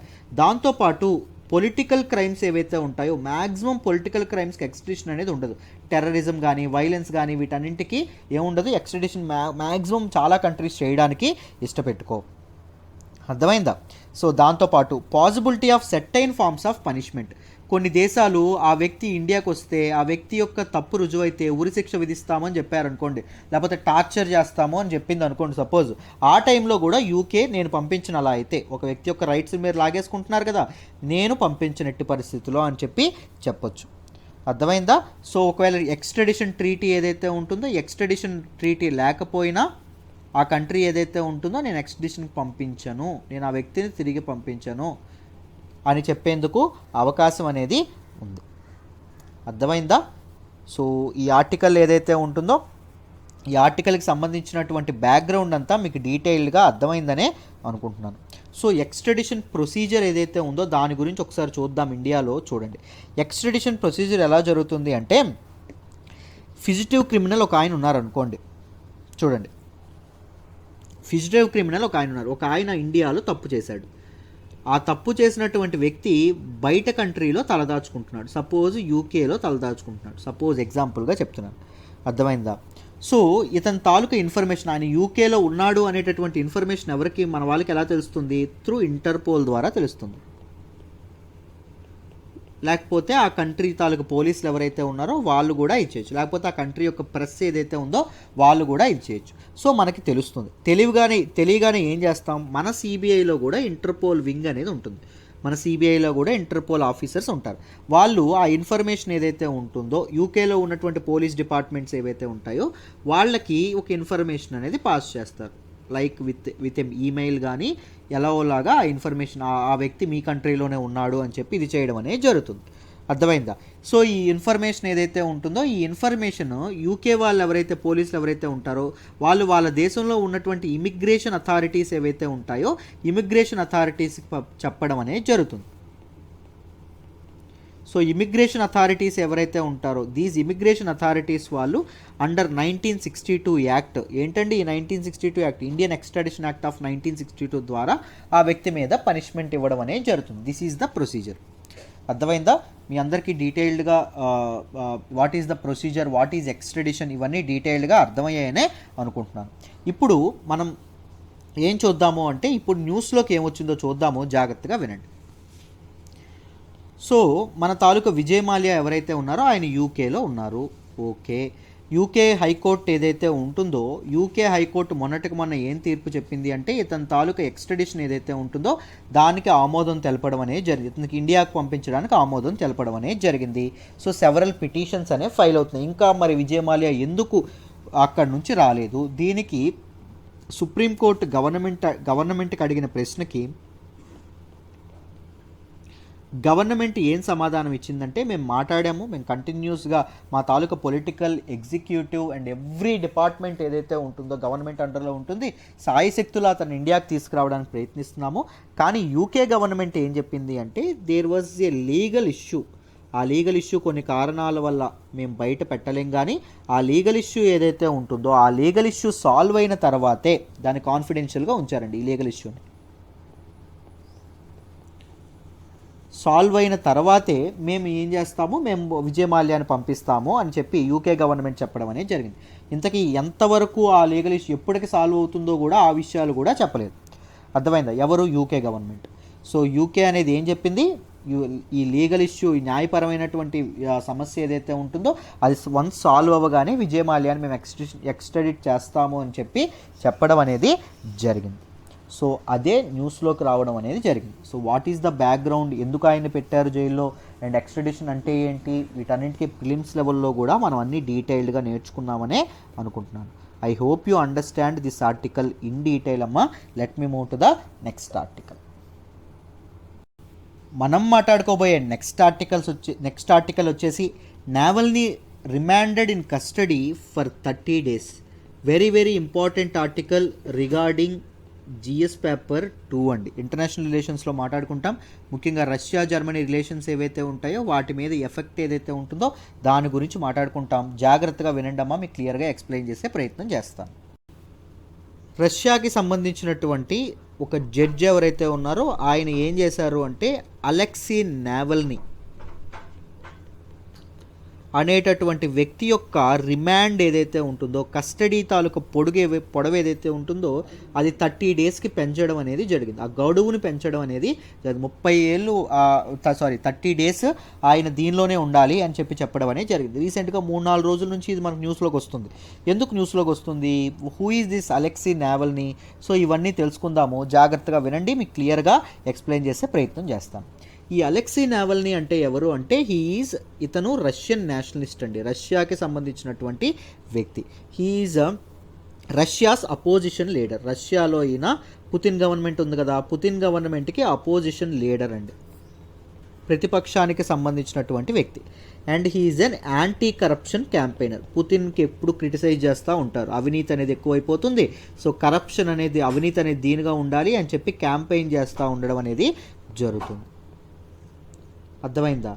ఈయన ఏం జరిగింది అంటే ఒకసారి మనకి జర్మనీ ఏదైతే ఉంటుందో జర్మనీ నుంచి రష్యాకి వస్తుండగా జర్మనీ తాలూకా చూడండి, జర్మనీ నుండి రష్యా మాస్కోకి వస్తుండగా ఎప్పుడండి అంటే మొన్న ఆగస్ట్లో, లాస్ట్ ఇయర్ ఆగస్ట్లో వస్తుండగా ఏం జరిగింది అంటే ఇతను ఫ్లైట్లో కుప్పకూలిపోవడం అనేది జరిగింది. ఫ్లైట్లో ఫుల్గా చెమటలు పట్టేసి సో ఆయన బాత్రూమ్కి వెళ్ళాడు, బాత్రూంలో కుప్పకూలిపోవడం అనేది జరిగింది. ఎవరు అంటే అలెక్సీ నావల్నీ. సో ఏంటబ్బా అని చెప్పి మన తాలూకా జర్మన్ వాళ్ళు ఎవరైతే ఏరో అథారిటీస్ ఎవరైతే ఉంటారో ఫ్లైట్ అనేది అప్పటికప్పుడు ఆపేశారండి. ఫ్లైట్ అనేది ఆపేసి అతనికి ఎమర్జెన్సీ ట్రీట్మెంట్ ఇవ్వడం అనేది జరిగింది. ఎమర్జెన్సీ ట్రీట్మెంట్ ఇస్తే ఏం తేలింది అంటే ఆ వ్యక్తికి పాయిజన్ అనేది ఇవ్వడం అనేది జరిగింది. టెస్టుల ద్వారా ఏం చేశారు, దట్ గాయ్ ఈజ్ పాయిజన్డ్. అర్థమైందా, ఆయనకి విషం అనేది ఇవ్వడం అనేది జరిగింది అని చెప్పడం అనేది జరిగింది. సో జర్మనీలో ఆయన ఇల్లుగా ఉండడం అనేది జరిగింది. గత 6 నెలలుగా ఆయన జర్మనీలోనే ఉండడం అనేది జరిగింది. అర్థమైందా. సో ఏమిచ్చారు అంటే ఒక నెర్వ్ ఏజెంట్ ఇచ్చారండి. ఈ నెర్వ్ ఏజెంట్ గురించి కూడా చెప్తాను, జాగ్రత్తగా వినండి. అతనికి నెర్వ్ ఏజెంట్ అయినటువంటి నోవిచాక్ ఏదైతే ఉంటుందో అది ఇవ్వడం అనేది జరిగింది.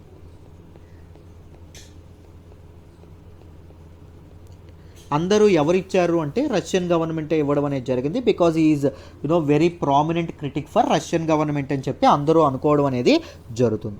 సో మన తాలూకా జర్మనీ ఏదైతే ఉంటుందో జర్మనీ కూడా రష్యాను ఆరోపించడం అనేది జరిగింది. ఎందుకంటే before the collapse of Soviet union ఎప్పుడు కొలాప్స్ అయింది, 1990s కొలాప్స్ అవ్వడం అనేది జరిగింది. సోవియట్ యూనియన్ కోల్డ్ వార్ తర్వాత సోవియట్ యూనియన్ ఎప్పుడైతే కొలాప్స్ అయిందో, కొలాప్స్ అయినటువంటి సోవియట్ యూనియన్ ఏదైతే ఉంటుందో సోవియట్ యూనియన్లో ఆ టైంలో అరౌండ్ 1970s అండ్ 1980s టైంలో సోవియట్ యూనియన్ అనేది ఇలాంటి విషపూరితమైనటువంటి ఇవి వాడడం అనేది జరిగింది. నెర్వ్ ఏజెంట్స్ ఏవైతే ఉంటాయో వాటిని వాడడం అనేది జరిగింది. సో ఆ సోవియట్ యూనియన్ యొక్క హిస్టరీ తెలుసు కాబట్టి జర్మనీ ఏం చెప్పింది, సో ఇవే నెర్వ్ ఏజెంట్స్ ఏవైతే ఉన్నాయో అది రష్యన్ గవర్నమెంటే చేసిందే అని అక్యూజ్ చేయడం అనేది జరిగింది. సరే, వాళ్ళ దేశం వ్యక్తి, వాళ్ళ అపోజిషన్ వ్యక్తి సంబంధించినటువంటి వ్యక్తికి విషయం ఇస్తే జర్మనీకి వచ్చినటువంటి ప్రాబ్లం ఏంటండి అంటే దట్ ఈజ్ ఇంటర్నేషనల్ పీస్ ఏదైతే ఉంటుందో ఇంటర్నేషనల్ పీస్కి అదొక రకమైనటువంటి మచ్చ. ఈ రకమైనటువంటి బయో వెపన్స్ అంటారండి వీటిని. ఈ బయో వెపన్స్ ఏవైతే ఉంటాయో వీటిని వాడకూడదు అని చెప్పి చాలా కన్వెన్షన్స్లో ఇంటర్నేషనల్ కమ్యూనిటీస్ ఏవైతే ఉంటాయో, ప్రపంచ దేశాలు ఏవైతే ఉంటాయో అవి నొక్కి ఒక్క నుంచి మాట్లాడడం అనేది జరిగింది, రైట్, ప్రామిస్ చేసుకోవడం అనేది జరిగింది. బట్ స్టిల్ ఇలాంటి నెర్వ్ ఏజెంట్స్ ఇప్పటికీ ఎగ్జిస్టెన్స్లో ఉండడం ఏంటి, ఇప్పటికీ ఇలాంటి నెర్వ్ ఏజెంట్స్ని ఎందుకు వాడుతూ ఉన్నారు అని చెప్పి మన తాలూకా ఇదేదైతే జర్మనీ ఏదైతే ఉందో జర్మనీ కూడా మన తాలూకా రష్యా మీద ఆంక్షలు విధించబోతున్నట్లు ప్రకటించడం అనేది జరిగింది. ఆలోచనల్లో కూడా ఉండడం అనేది జరిగింది. ఎందుకు, ఇప్పుడు మీరు జాగ్రత్తగా గమనిస్తే ఇప్పుడు యూరోపియన్ యూనియన్ యొక్క ప్రెసిడెన్సీ ఎవరు అంటే జర్మనీ అండి. ఈ యొక్క ప్రెసిడెన్సీ జర్మనీ. సో జర్మనీ ఏం ఆలోచిస్తుంది అంటే యూరోపియన్ యూనియన్ కంట్రీస్ అందరితో మాట్లాడి యూరోపియన్ యూనియన్ యొక్క శాంక్షన్స్ అనేవి రష్యా మీద వెయ్యాలని చెప్పి అనుకోవడం అనేది జరుగుతుంది, రైట్. అండ్ నార్డ్ స్ట్రీమ్ 2 ఏదైతే ఉంటుందో this is a critical energy export project అండి ఫర్ ద రష్యన్ గవర్నమెంట్. ఈ రష్యన్ గవర్నమెంట్కి వెళ్ళేటటువంటి ఎనర్జీ ఎక్స్పోర్ట్ ప్రాజెక్ట్ ఏదైతే ఉంటుందో దాని మీద కూడా శాంక్షన్స్ అనేవి విధిస్తాము, దాన్ని కూడా నిలుపుదల చేస్తాము అనేటటువంటి ఆలోచనతో జర్మనీ ఉండడం అనేది జరిగింది. బట్ రష్యా అనేది లేదు ఎవరు చెప్పారు మేం చేశామని, అసలు మాకు దానికి ఎటువంటి సంబంధం లేదు అని చెప్పి రష్యా అనడం అనేది జరుగుతుంది. ఇంతకీ నోవిచాక్ ఏదైతే ఉంటుందో వాట్ ఈజ్ దిస్ నోవిచాక్ అని చెప్పి మీరు తెలుసుకోవాలండి. చూడండి అమ్మా,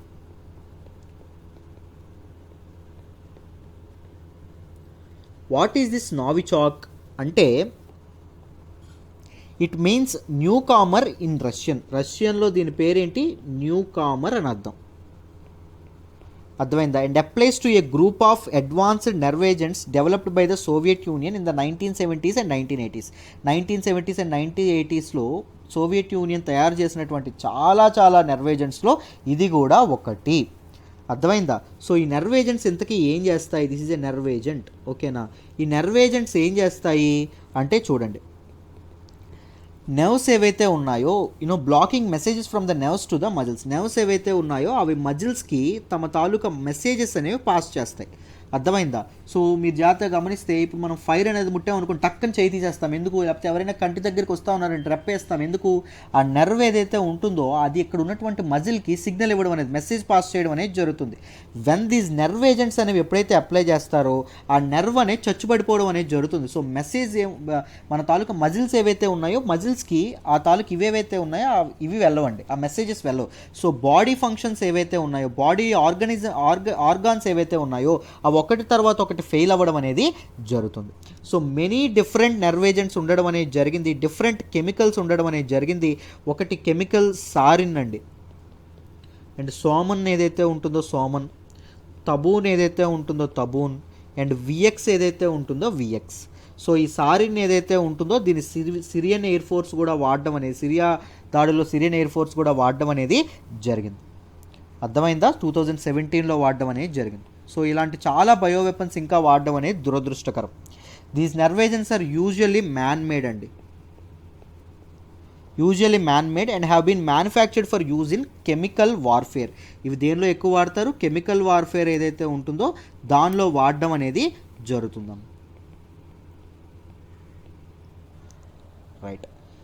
సో బయో వెపన్స్ కింద వీటిని వాడడం అనేది జరుగుతుంది. సో ఇవి డిటెక్ట్ అవ్వకుండా కూడా వీటిని డిజైన్ చేస్తారండి. అసలు టెస్ట్ చేసిన ఈ నర్వ్ ఏజెంట్ వాడినట్టు డిటెక్షన్ కూడా ఉండదు. They will escape detection very easily. అర్థమైందా? అండ్ ఎక్స్ట్రీమ్లీ టాక్సిక్, చాలా చాలా చాలా విషపూరితంగా ఇవి ఉండడం అనేది జరుగుతుంది. Now look at what is Nord stream 2. ఇందాక చెప్పాను కదా మన తాలూకు జర్మనీ అనేది EU అనేది ఈ నార్డ్ స్ట్రీమ్ 2 ఏదైతే ఉంటుందో దీని మీద శాంక్షన్స్ అనేవి ఆంక్షలు అనేవి విధించవచ్చు అని. What is this?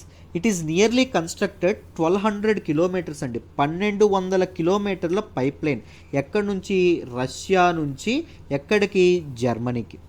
దేని గుండా పాస్ అవుతుంది? మధ్యలో బాల్టిక్ సీ ఏదైతే ఉంటుందో బాల్టిక్ సీ గుండా పాస్ అవ్వడం అనేది జరుగుతుంది. అర్థమైందా? అండ్ ఇదేం చేస్తుంది? మన తాలూకా రష్యా నుంచి గ్యాస్ ఎక్స్పోర్ట్ ఏదైతే ఉంటుందో దాన్ని ఇది చేయడం అనేది జరుగుతుంది. Per year 110 billion cubic metres అనేవి ఇది చేయడం అనేది జరుగుతుందంట. అర్థమైందా? సో దీని తాలూకా ఇంటెన్షన్ ఏంటి? ఈ మన తాలూకా నార్డ్ స్ట్రీమ్ 2 యొక్క ఇంటెన్షన్ ఏంటి? It is intended to provide Europe with a sustainable gas supply. Sustainable gas supply అనేది ప్రొవైడ్ చేయడం. ఎక్కడి నుంచి? రష్యా నుంచి. Right. With more direct access to the European gas market. European gas మార్కెట్కి రష్యాకి direct access ఉండడం అనేది జరుగుతుంది. సో ఇంత మొత్తంలో ఉన్నటువంటి వ్యాపారాన్ని ఒక్కసారి జర్మనీ నీ దగ్గర కొనుక్కోమని చెప్పింది అనుకోండి, రష్యా యొక్క ఇదేదైతే ఎకానమీ ఏదైతే ఉంటుందో దాని మీద చాలా ఇంపాక్ట్ చూపిస్తుందా లేదా? చూపిస్తుంది. సో ఈ రకమైనటువంటి శాంక్షన్స్ విధించబోతున్నాము అని చెప్పి మన తాలూకా జర్మనీ ఏదైతే ఉంటుందో అది కూడా చెప్పడం అనేది జరిగిందాం. అర్థమైందా? రైట్. సో దాంతోపాటు మీ అందరికీ తెలిసే ఉంటుంది రష్యాకి వెస్టర్న్ కంట్రీస్ ఏవైతే ఉంటాయో వీటన్నిటికీ ఎప్పుడూ పడదండి. ఎందుకంటే దీస్ కమ్యూనిస్ట్ మెంటాలిటీతో ఉంటారు. ఈ వెస్టర్న్ కంట్రీస్ అన్ని డెమోక్రటిక్ మెంటాలిటీతో ఉంటాయి. సో పొలిటికల్ ఐడియాలజీ కూడా ఇద్దరికి మధ్య సయోధ్యగా కరెక్ట్గా ఉండదు కాబట్టి ఎప్పుడూ పడదు. సో ఇలాంటివి ఏవైతే ఇవి వస్తాయి, ఇలాంటి సంఘటనలు సిచ్యుయేషన్స్ ఏవైతే వస్తాయి, ఇన్సిడెంట్స్ ఏవైతే జరుగుతాయో దానివల్ల కంట్రీస్ మధ్య రిలేషన్ అనేది ఇంకా ఇదవ్వడం అనేది జరుగుతుంది. And it may deteriorate all the relations. So రష్యాకి ఎవరండి సపోర్ట్ ఉన్నారు? చైనా ఉండడం అనేది జరిగింది. సో చైనాకు కూడా వెస్టర్న్ నేషన్స్తో, ముఖ్యంగా యుఎస్ ఏదైతే ఉంటుందో, వెస్టర్న్ కంట్రీ అయినటువంటి యుఎస్ఏ ఏదైతే ఉంటుందో యుఎస్ఏతో పడట్లేదు ఇప్పుడు మీరు జాగ్రత్తగా గమనిస్తే. So these may lead proxy wars. అర్థమైందా? సో చైనా అనేది వెంటనే ఎంటర్ అవ్వదు, యుఎస్ఏ కూడా ఎంటర్ అవ్వదు. బట్ ఈ దేశాలు ఏవైతే ఉంటాయో ఈ దేశాల మధ్య యుద్ధాలు జరిగాయి అనుకోండి, ఇవేం చేస్తాయి? యుఎస్ఏ అనేది జర్మనీకి సపోర్ట్ చేస్తుంది, చైనా అనేది రష్యాకి సపోర్ట్ చేస్తుంది. ఇండైరెక్ట్గా ఎవరెవరు పోరాడుతున్నారు? యుఎస్ఏ అండ్ చైనా ఏదైతే ఉంటుందో అవి పోరాడతారు. ఇవి ప్రపంచ యుద్ధాలకు కూడా దారితీసేటటువంటి అవకాశం ఉంది. దీన్ని ప్రాక్సీ వార్స్ లేదా కాజీ వార్స్ అని కూడా అంటాం. అర్థమైందా? సో ఈ ఇంపార్టెంట్ ఇంటర్నేషనల్ రిలేషన్స్లో ఇవన్నీ వస్తాయమ్మా. వీటన్నింటినీ కూడా మీరు జాగ్రత్తగా చదువుకోవాలి. సో మీ ప్రిపరేషన్ అవుతూ ఉన్న కొద్దీ, మీరు ఎక్కువ పుస్తకాలు చదువుతున్న కొద్దీ మీకు ఈ కాన్సెప్ట్స్ అన్నీ, ఐడియాస్ అన్నీ మీకు తెలుస్తాయి. అర్థమైందా? సో ఇవన్నీ నాకు తెలియలేదే, ఇవన్నీ ఎక్కడో దొరుకుతాయి, ఎక్కడ నేర్చుకోవాలని కంగారు పడమాకండి. ఓవర్ ద ప్రిపరేషన్ టైం ఎప్పుడైతే జరుగుతూ ఉందో మీకు అప్పుడు తెలుస్తుంది. అండ్ మళ్ళీ చెప్తున్నాను, మీరు నా అనాలిసిస్ మీద పెడితే డిపెండ్ అయితే మాత్రం చాలా ఇబ్బంది పడతారు. అర్థమైందా? మీరు ఏం చదవాలి? Paper reading, news paper reading అనేది చేయాలి. న్యూస్ పేపర్ చదివేటప్పుడు ఏమైనా డౌట్ వచ్చింది అనుకోండి, అప్పుడు మన అనాలిసిస్ అనేది తీయాలి. డౌట్ క్లారిఫై అనేది అవుతుంది. అర్థమైందా? న్యూస్ పేపర్ రీడింగ్ అనేది చేయకుండా నేను చెప్పిన నోట్స్ ఇక్కడ రాసేసుకుంటాను లేకపోతే ఇది చేస్తాను అనేది కష్టం. అది మీకు హెల్ప్ చేయదు. మీకు అర్థం అవుతుంది, మీ నాలెడ్జ్ అనేది మీకు వస్తుంది, నేను ఒప్పుకుంటాను. కానీ ఎగ్జామ్ పర్స్పెక్టివ్లో అది హెల్ప్ చేయదు. ఆలోచించండి. రైట్. న్యూస్ పేపర్ అనేది చదవడం తప్పకుండా అలవాటు చేసుకోండి. న్యూస్ పేపర్ చదువుతాను, మీ అనాలిసిస్ చూస్తాను సార్ అంటే ఇంకేం, చాలా మంచిది. రైట్. అంత టైం ఉంటే చక్కగా అది కూడా చేయొచ్చు. ఇప్పుడు మనం నెక్స్ట్ ఆర్టికల్కి వెళ్దాం. జాగ్రత్తగా చూడండి అమ్మా. మనం మాట్లాడుకోబోయే నెక్స్ట్ ఆర్టికల్ వచ్చేసి government may raise import duties by 5 to 10%. Very very important article regarding GS paper 3 economy. జాగ్రత్తగా వినండి అమ్మా, క్లియర్గా ఎక్స్ప్లెయిన్ చేస్తాను. చూడండి అమ్మా, ఈ ఆర్టికల్లో ఏం చెప్పారు అంటే గవర్నమెంట్ అనేది సుమారుగా మోర్ దెన్ 50 ఐటమ్స్ కంటే ఎక్కువ. ఏ ఐటమ్స్ అంట? స్మార్ట్ ఫోన్స్ ఏవైతే ఉంటాయో స్మార్ట్ ఫోన్స్, ఎలక్ట్రానిక్ కంపోనెంట్స్ ఏవైతే ఉంటాయో ఎలక్ట్రానిక్ కంపోనెంట్స్, అప్లయన్సెస్ అంటే ఏసీలు కానీ ఫ్రిడ్జ్లు కానీ లేకపోతే ఈ మిక్సీలు కానీ ఇవన్నీ ఉంటాయి కదా, వాటి మీద సో ఏం చేయబోతుంది? ఇంపోర్ట్ డ్యూటీస్ ఏవైతే ఉంటాయో ఇంపోర్ట్ డ్యూటీస్ ఏముంటుంది. ఇంతకీ ఇంపోర్ట్ డ్యూటీస్ అంటే ఏంటి సార్? సింపుల్, ఇంపోర్ట్స్ ఏవైతే ఉంటాయో వాటి మీద వేసేటటువంటి పన్నులు ఏవైతే ఉంటాయో వాటిని ఇంపోర్ట్ డ్యూటీస్ అంటాం. సో చూడండి, బయట కంట్రీ నుంచి ఒక గూడ్ ఏదైతే ఉందో ఒక గూడ్ అనేది ఇండియాలోకి ఎంటర్ అవుతుంది. ఇండియాలోకి ఎంటర్ అయ్యేటప్పుడు మన తాలూకా కస్టమ్స్ వాళ్ళు ఏం చేస్తారు అంటే డ్యూటీ వేస్తారు. ఇంపోర్ట్ డ్యూటీ ఏదైతే ఉంటుందో అది వేయడం అనేది జరుగుతుంది. సో ఇక్కడ వరకు వచ్చి ఇండియా బార్డర్ ఇది అనుకోండి, సపోజ్ ఇండియా బార్డర్ వరకు వచ్చేంత వరకు దాని వస్తువు ధర 10 రూపాయలు. మన వాళ్ళు ఏదైతే డ్యూటీ వేశారో ఆ డ్యూటీ అనేది ఎవరి మీద వేస్తారు? వాళ్ళు పే చేస్తారా? ఆ డ్యూటీ అనేది ప్రజల మీద వేస్తుంది కార్పొరేట్స్. సో దీనికి ఎంత యాడ్ అవుతుంది? ఎంతైతే ట్యాక్స్ వేశారు, 2 రూపాయలు వేశారు అనుకోండి, 12 రూపాయలు. ఇండియాలోకి వచ్చేటప్పుడు ఎంత అవుతుంది? దాని ధర 12 రూపాయలు అవుతుందమ్మా, 12 రూపాయలు అవుతుంది. చూడండి గవర్నమెంట్స్ డ్యూటీస్ ఎందుకు వేస్తాయో చెప్తాను. ఇప్పుడు సపోజ్ ఈ 10 రూపాయలకి వస్తున్నది ఏంటి అంటే, సపోజ్ నేను మొబైల్ ఫోన్ అనుకుంటున్నాను. సో ఇక్కడ ఇండియాలో ఎంత, మార్కెట్లో మనం షాప్కి వెళ్తే ఆడు ఎంత చెప్తా ఉన్నాడు? ఈ ఇంపోర్టెడ్ ఈ తాలూకు దీన్ని మొబైల్ ఫోన్ని 12 రూపాయలు చెప్తాడు, అవునా? సో పక్కనే మన ఇండియా వాళ్ళు చేసినటువంటి మొబైల్ ఫోన్ ఉంది, అదెంత ఉంది? ఇంపోర్ట్ డ్యూటీ దానికి ఉండదు కదా. సో అదెంత ఉంది అంటే కేవలం 10 రూపాయలే ఉంది, ఓన్లీ 10 రూపీసే ఉంది. సో ఇది ఉండడం వల్ల ఏం చేస్తుంది మన ఇప్పుడు కన్జ్యూమర్ అనే కామన్ కన్జ్యూమర్ మీరైనా నేనైనా ఏం చేస్తాను? తక్కువ రేటు మన ఇండియా దొరుకుతుంది కాబట్టి తక్కువ రేటు ఉన్నటువంటి ఇండియన్ గూడ్ ఏదైతే ఉంటుందో డొమెస్టిక్ కంపెనీ తయారు చేసినటువంటిది, ఇండియా కంపెనీ తయారు చేసినటువంటి ఆ మొబైల్ ఫోన్ ఏదైతే ఉంటుందో దీన్ని నేను ఇది చేస్తాను. అఫ్కోర్స్ ఫారిన్ కంపెనీలకు మరి వ్యాపారం పోతుంది, కానీ మన డొమెస్టిక్ కంపెనీస్ ఏవైతే ఉన్నాయో వాటికి మంచి లాభసాటి వ్యాపారం అనేది ఉంటుంది. సో డొమెస్టిక్ కంపెనీస్ ఏవైతే ఉంటాయో డొమెస్టిక్ కంపెనీస్ యొక్క లాభాలని పెంచడానికి, డొమెస్టిక్ కంపెనీస్ యొక్క దీన్ని పెంచడానికి గవర్నమెంట్ ఏం చేస్తుంది? ఇంపోర్ట్ డ్యూటీస్ ఏవైతే ఉంటాయో ఇంపోర్ట్ డ్యూటీస్ని పెంచబోతుంది. చూడండి, మనం ఇప్పుడు మొన్న మన ప్రైమ్ మినిస్టర్ నరేంద్ర మోడీ గారు దీంతో ముందుకొచ్చారు. ఆత్మనిర్భర్ భారత్ ఏదైతే ఉంటుందో, సెల్ఫ్ రిలయంట్ ఇండియా ఏదైతే ఉంటుందో, భారతదేశాన్ని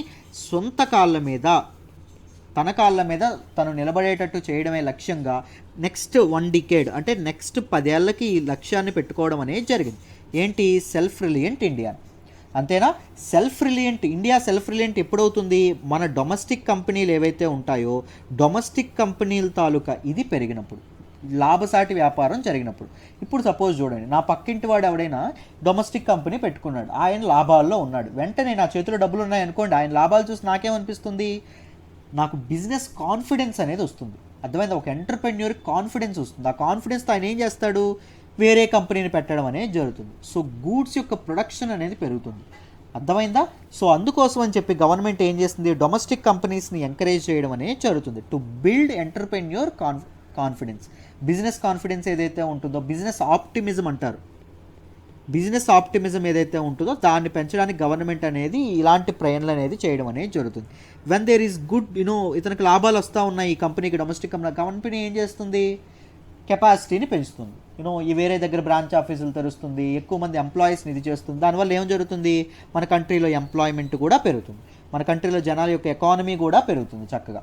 సో డొమెస్టిక్ కంపెనీస్ యొక్క ఇదైతే కంట్రీ యొక్క ఎకానమీ గ్రో అవ్వడానికి కూడా చాలా ఇది ఉంటుంది. సో అందుకోసం అని చెప్పి సెల్ఫ్ రిలయంట్ ఇండియా ఏదైతే ఉంటుందో సెల్ఫ్ రిలయంట్ ఇండియా వైపు మన తాలూకా ఇది ఎవరైతే ఉన్నారో వాళ్ళు అడుగులు వేయడం అనేది జరిగింది. అఫ్కోర్స్ దీనివల్ల కూడా దీని క్లోజ్డ్ ఎకానమీ అని కొంతమంది అంటూ ఉన్నారు. రైట్, ఇండియా అనేది ఓన్లీ ఎక్స్పోర్ట్సే చేస్తుందంట, ఇంపోర్ట్స్ ఎవరి దగ్గర చేసుకోదంట. రైట్, ప్రొటెక్షనిజం అని కొంతమంది అంటూ ఉన్నారు. అర్థమైందా? దానివల్ల రిటాలియేషన్ అనేది ఉండొచ్చు. ఎవరి నుంచి రిటాలియేషన్ ఉండొచ్చు?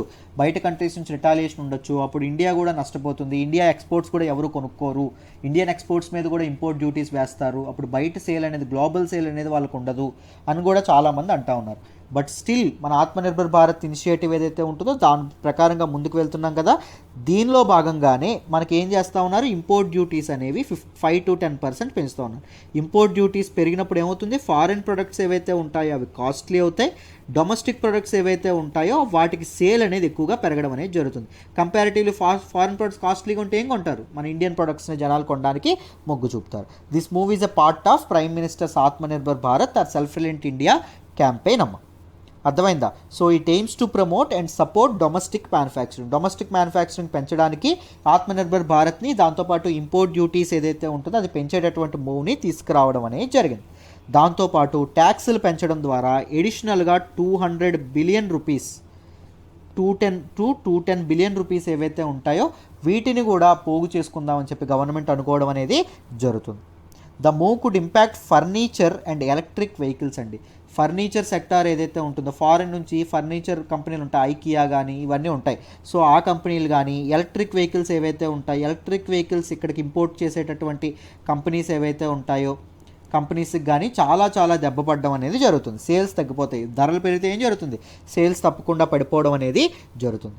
సో ఇండియాస్ ఫైనాన్స్ మినిస్టర్ ఎవరైతే ఉన్నారో ఆవిడ February 1st అనౌన్స్ చేసేటటువంటి బడ్జెట్లో ఈ తాలూకా ప్రతిపాదనలనే చేయబోతున్నారు అని చెప్పడం అనేది జరిగింది. Experts say this move may discriminate foreign companies.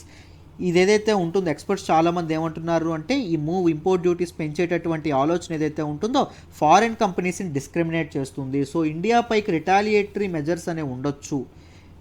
India shouldn't go for protectionism or closed economy. India should open its economy for foreign players అని చెప్పి ఎక్స్పర్ట్స్ చెప్తా ఉన్నారు. గవర్నమెంట్ ఏం చెప్తుంది, లేదు ఈ మూవ్ తప్పకుండా చూడండి, లోకల్ మ్యానుఫ్యాక్చరింగ్ ఏదైతే ఉంటుందో, డొమెస్టిక్ మ్యానుఫ్యాక్చరింగ్ ఏదైతే ఉంటుందో దాన్ని బూస్ట్ చేస్తుంది అని చెప్పి గవర్నమెంట్ అనడం అనేది జరుగుతుంది. అర్థమైందా? This is all about this article అమ్మ. సో ఇదంతా ఈరోజు హిందూ అనాలిసిస్లో మీకు ఏవైతే నేను ఆర్టికల్స్ డిస్కస్ చేశానో ఇవన్నీ మీకు క్లియర్గా ప్రతి ఒక్కటి అర్థమయ్యాయనే అనుకుంటున్నాను. అర్థమైందా?